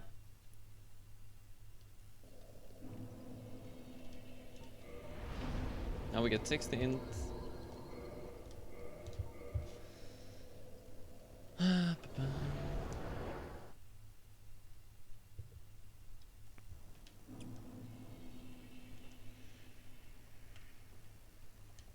That was a bit scary.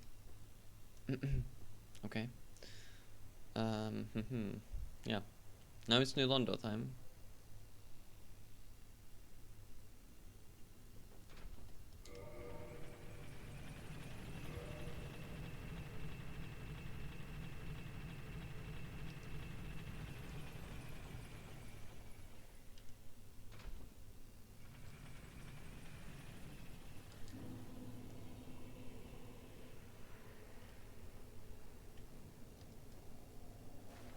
Oh.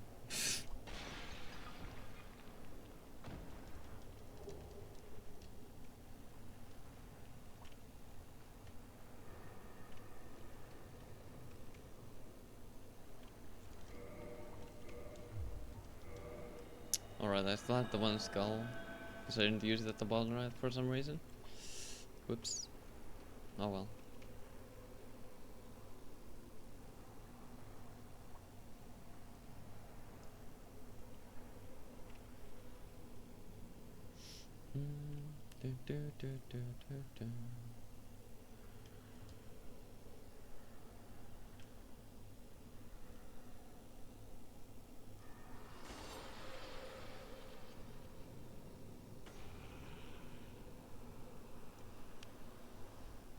This seems to be a consistent drop, but I don't know if it is.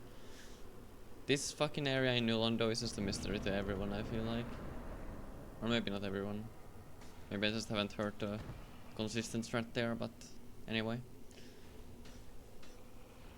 And this is the ranges inward threat thing. There's a whole ass video on it as well. From Katerana. It looks scary, it's consistent, as long as you path correctly.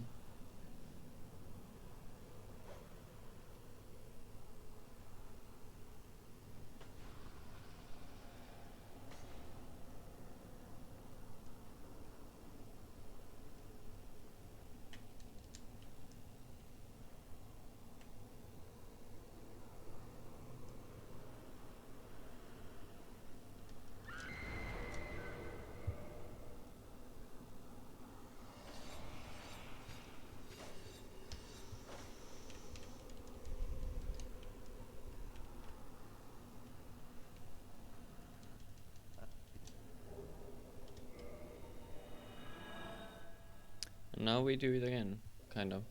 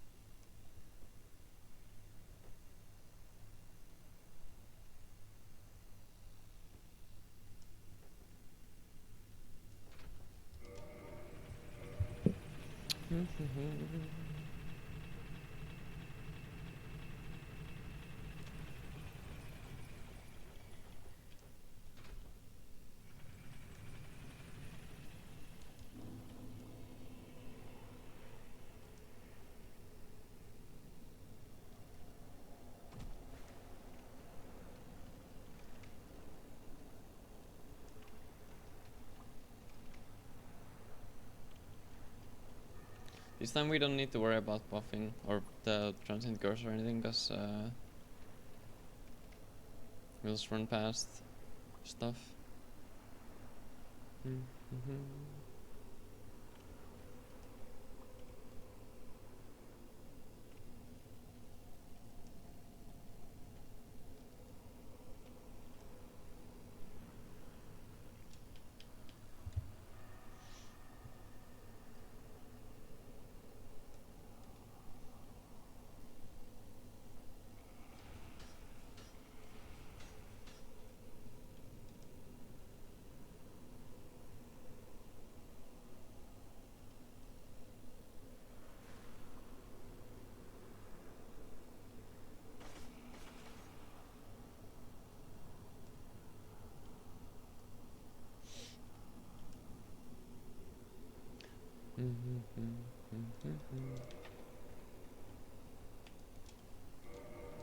Let me make sure we have Covenant Heart Horizon.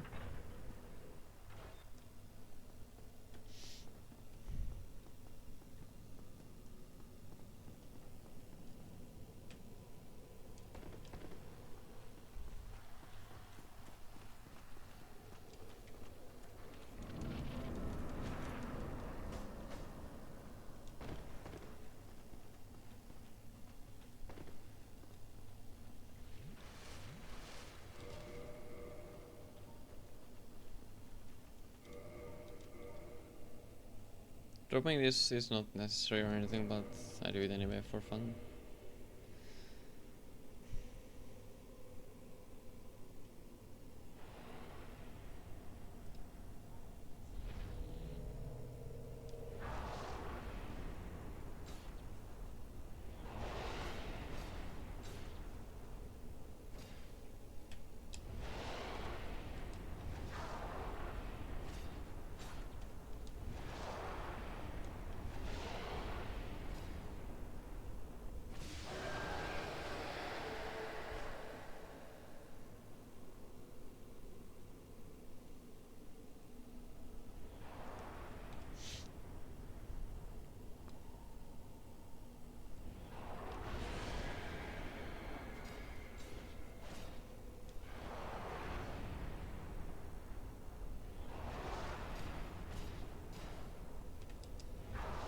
Oh god. Okay.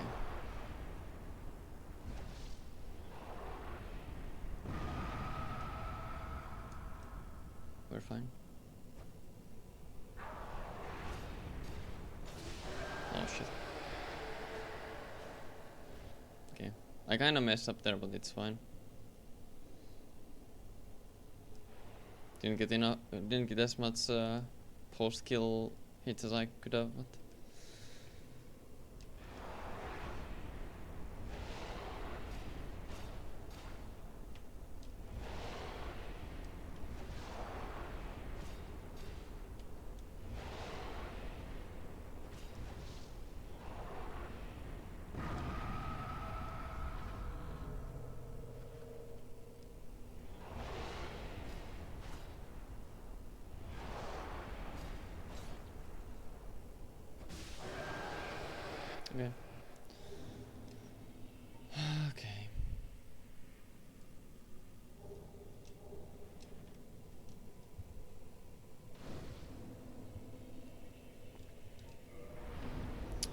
we start getting endurance.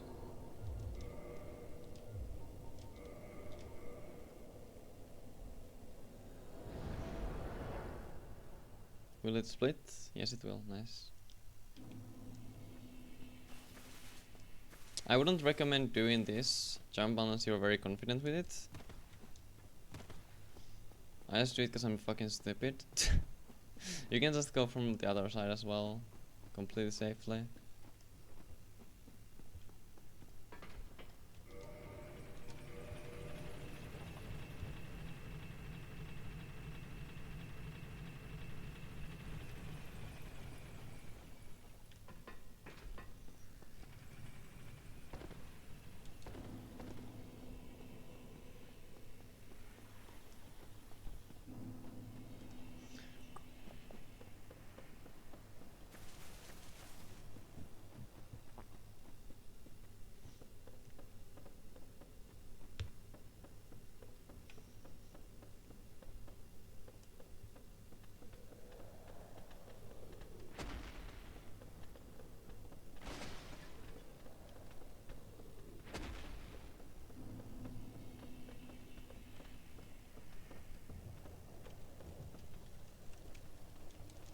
This drop is also the same thing, like, it's kind of scary, but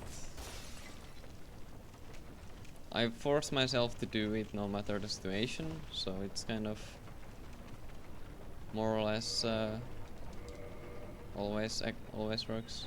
And so I just used. Never mind, it's fine. We're fine. We are fine.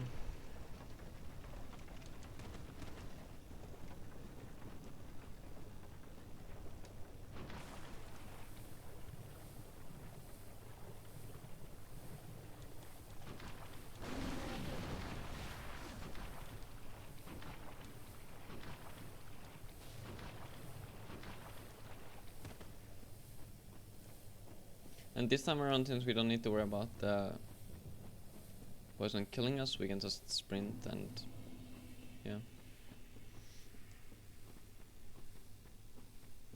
I'll probably use like one of the Farkeeper souls before dropping down, and then one after talking to Angie. What you can also do is you can pop the humanities on the Firelink elevator and then pop the Firekeeper souls on the Blighton elevator, and then you just use Estus to heal up the damage on the way here, and yeah.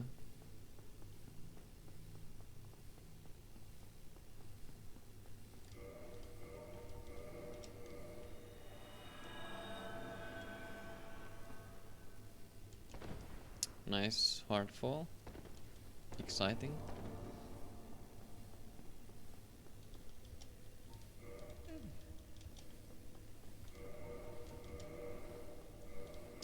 I do love how it defaults to no after you press yes on the dialogue. It's so fun.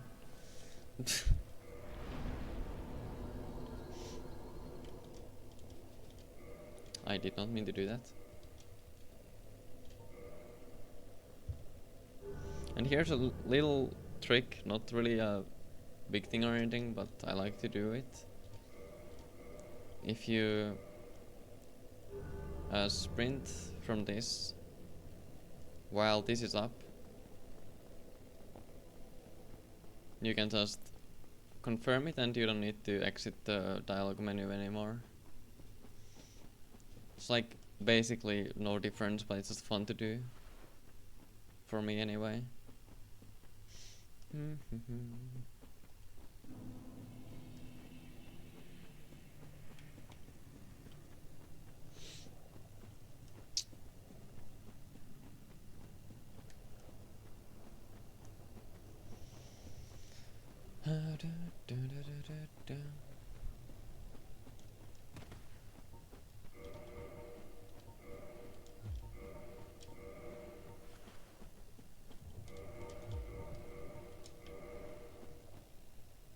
Shoot an arrow here to make this guy fall off. Sometimes the Capra still doesn't fall off, and then you just have to kind of make sure you know how to dodge. It's kind of a dumb advice on going over the routing, but yeah. Like sometimes you can also just like bone out or whatever if you're not feeling comfortable with the dodge.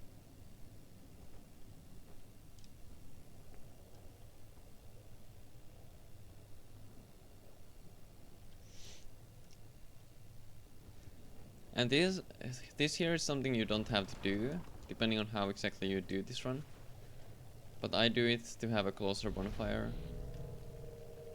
Go here, wait for one attack, and then do 3 R1s. You don't want to start attacking too early, because your hitbox will go too far back and you can get hit by some of the attacks that the worm does. But if you wait the one attack and then you do 3 attacks, you should be fine. I can't guarantee it's 100%, but I'm fairly certain it should be fine.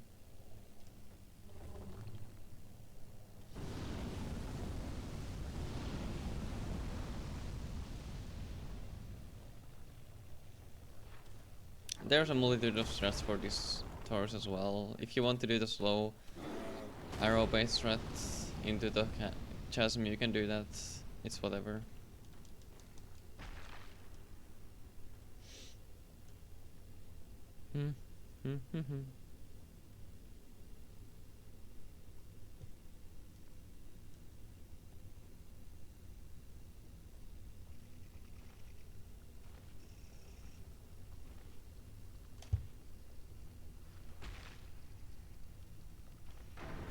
I like to be on the left side here. It doesn't really matter at all, but it's just the first side that comes fully down, so you can get past faster. It's like not even probably like less than 5 seconds of time, but it's just fun to do little optimizations that don't cost any danger. So yeah.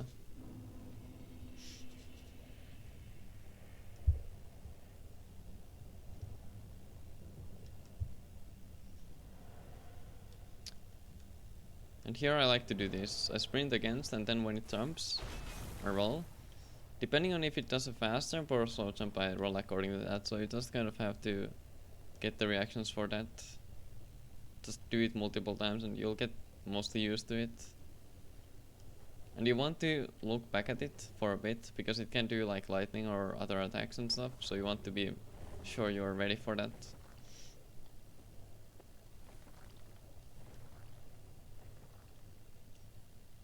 And you might have noticed that we didn't pick firebombs up in Firelink, and that's on purpose. We are not gonna do Toki bombs. Toki bombs would be fine, but I personally choose not to use them on this run. So we are doing the quote-unquote legit bed of chaos. If you want to do Toki bombs, just basically you can skip this part, I guess. I don't know. But if you want to see legit bed of chaos, you can just check it out as well. Or if you want to do it yourself as well. I'm not the best at doing this strat, but anyway. Like, there are definitely people who know this better than I do. That's for 100% certain.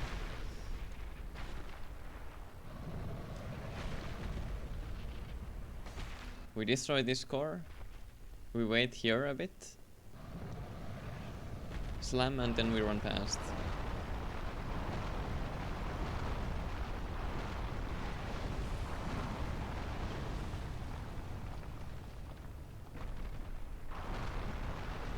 Then we wait here. We got really lucky, we got this attack. The double swipe is what you want to go on. We wait here until we get a slightly overlapping flame hand and this attack. So not yet, but on the next one we can go. I'm pretty sure. Make sure to stick to left so you don't fall down.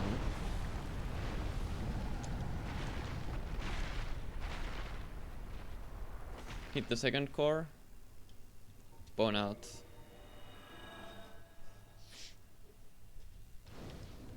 And now we redo this running section.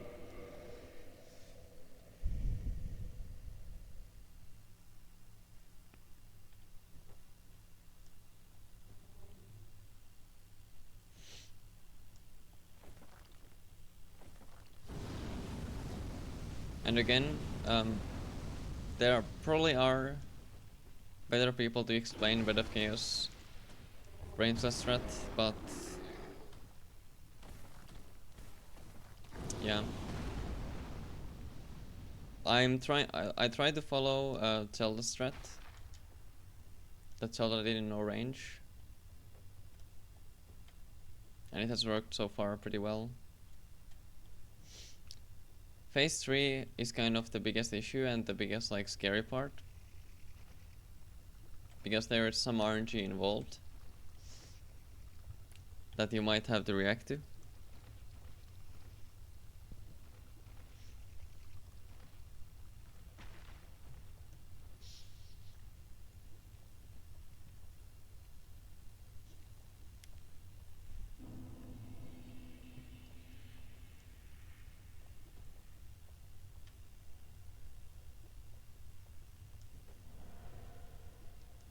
Once again, snuggle and then roll. Look back, roll, whatever. Just this is just a matter of getting used to the different stuff. There aren't too many scenarios with that Titan Demon, but it's still... It can still fuck you up if you don't know what to expect at all. And I'm not really gonna go over all the different scenarios, TBH.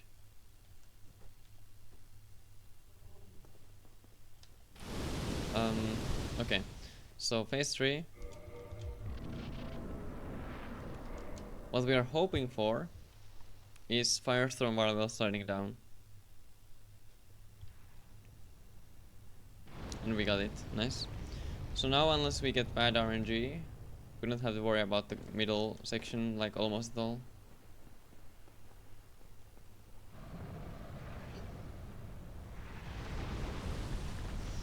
We are waiting for the double swipe.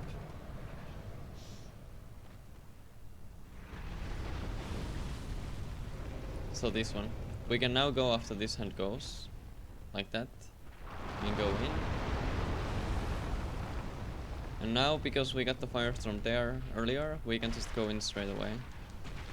And we didn't have to wait too long for the arms to do the correct attack.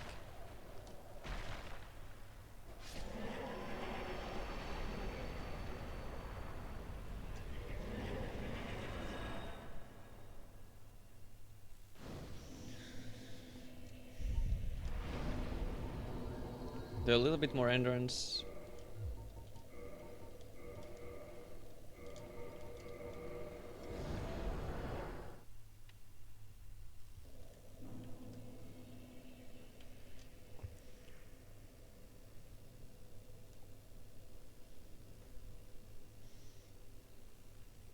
And if you want to follow a different route through Tomb of Giants, feel free to.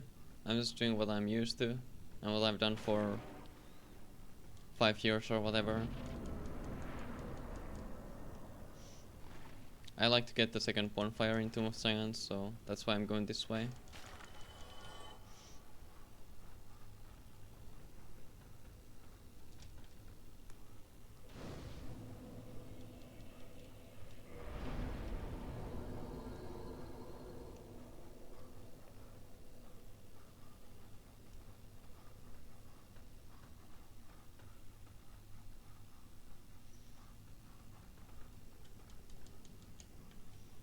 It's very much not necessary to get it, but I'm just more comfortable with the pathing doing this rather than going straight for Nito from the first bonfire. I know both of them are fine, but I'm just more comfy with this way.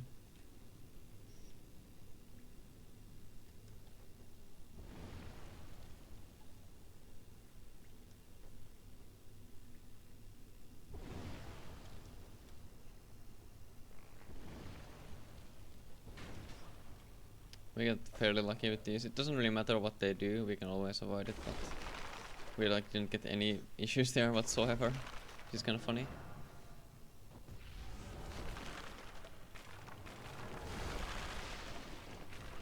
Make sure we have both stealth rings on.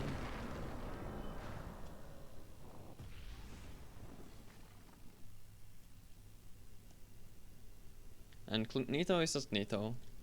There isn't really much to say about Nito.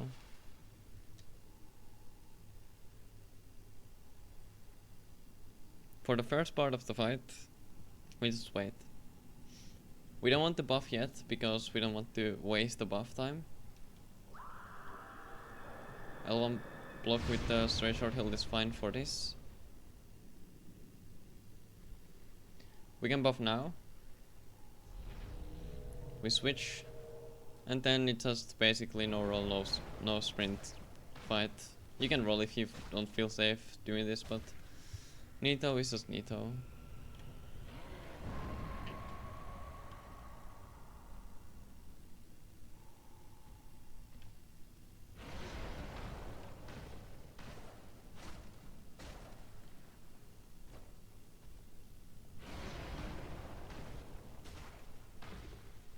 And that's Nito. We run out of bones, that's fine. It would only speed up this part a little bit, but it doesn't matter, we're not for speed anyway, so it's fine.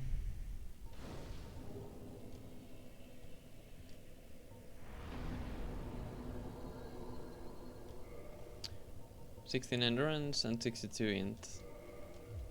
We can get more with popping Sif Soul or whatever, but doesn't really matter overall.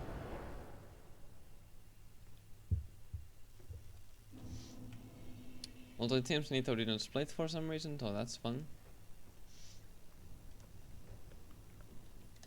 Sorry.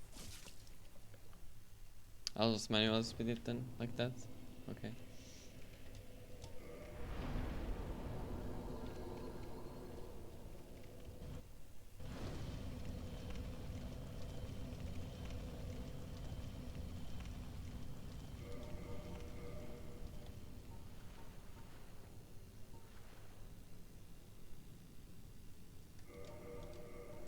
We'll have this for start, because we're gonna deal with some Black Knights first. And we don't want to spend both the buffs, or the only buff from the Fingers to Racing at least on the Black Knights.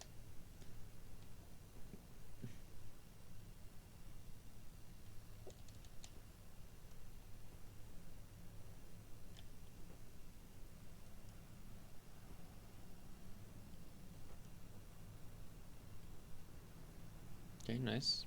Didn't get aggroed.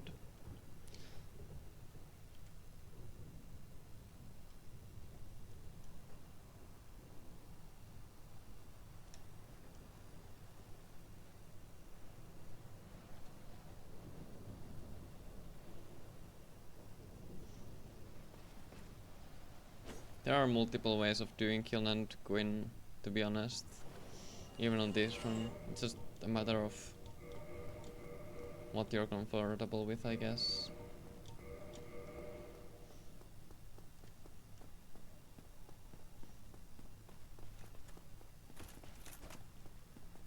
Gonna buff with this here.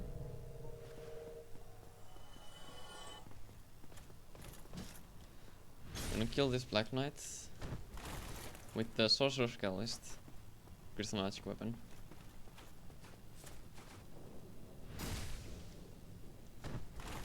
This would technically not be necessary.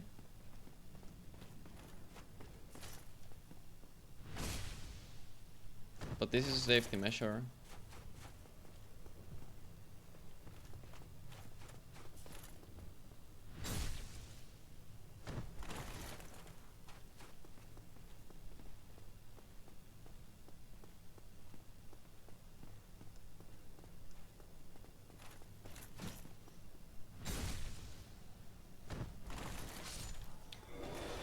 Did we get lucky?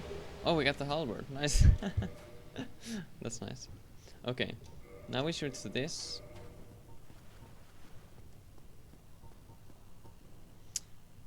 And we will blossom. We will buff. So I have to shield and go in.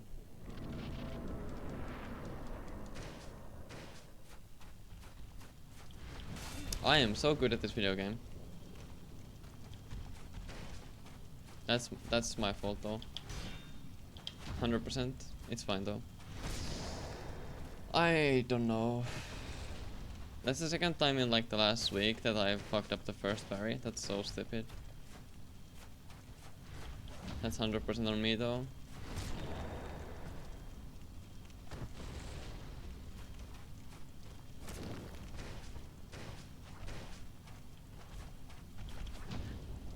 We are in a not good position because we are very close to Focate. This doesn't matter for the Black Knights, but it matters because we have not a lot of room to go backwards.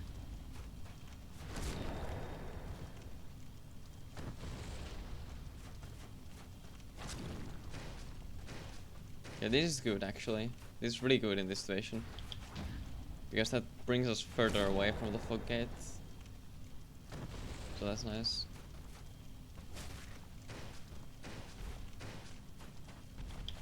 I am so fucking fucked.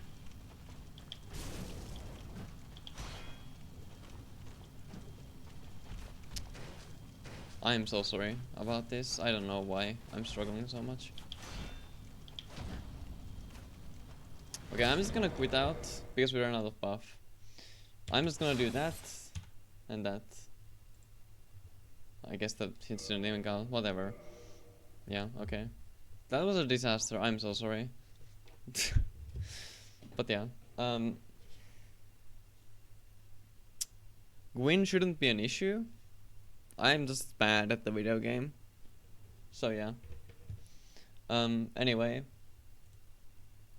Assuming I actually do upload this to YouTube or something, feel free to ask any questions of the run, route, whatever. But yeah.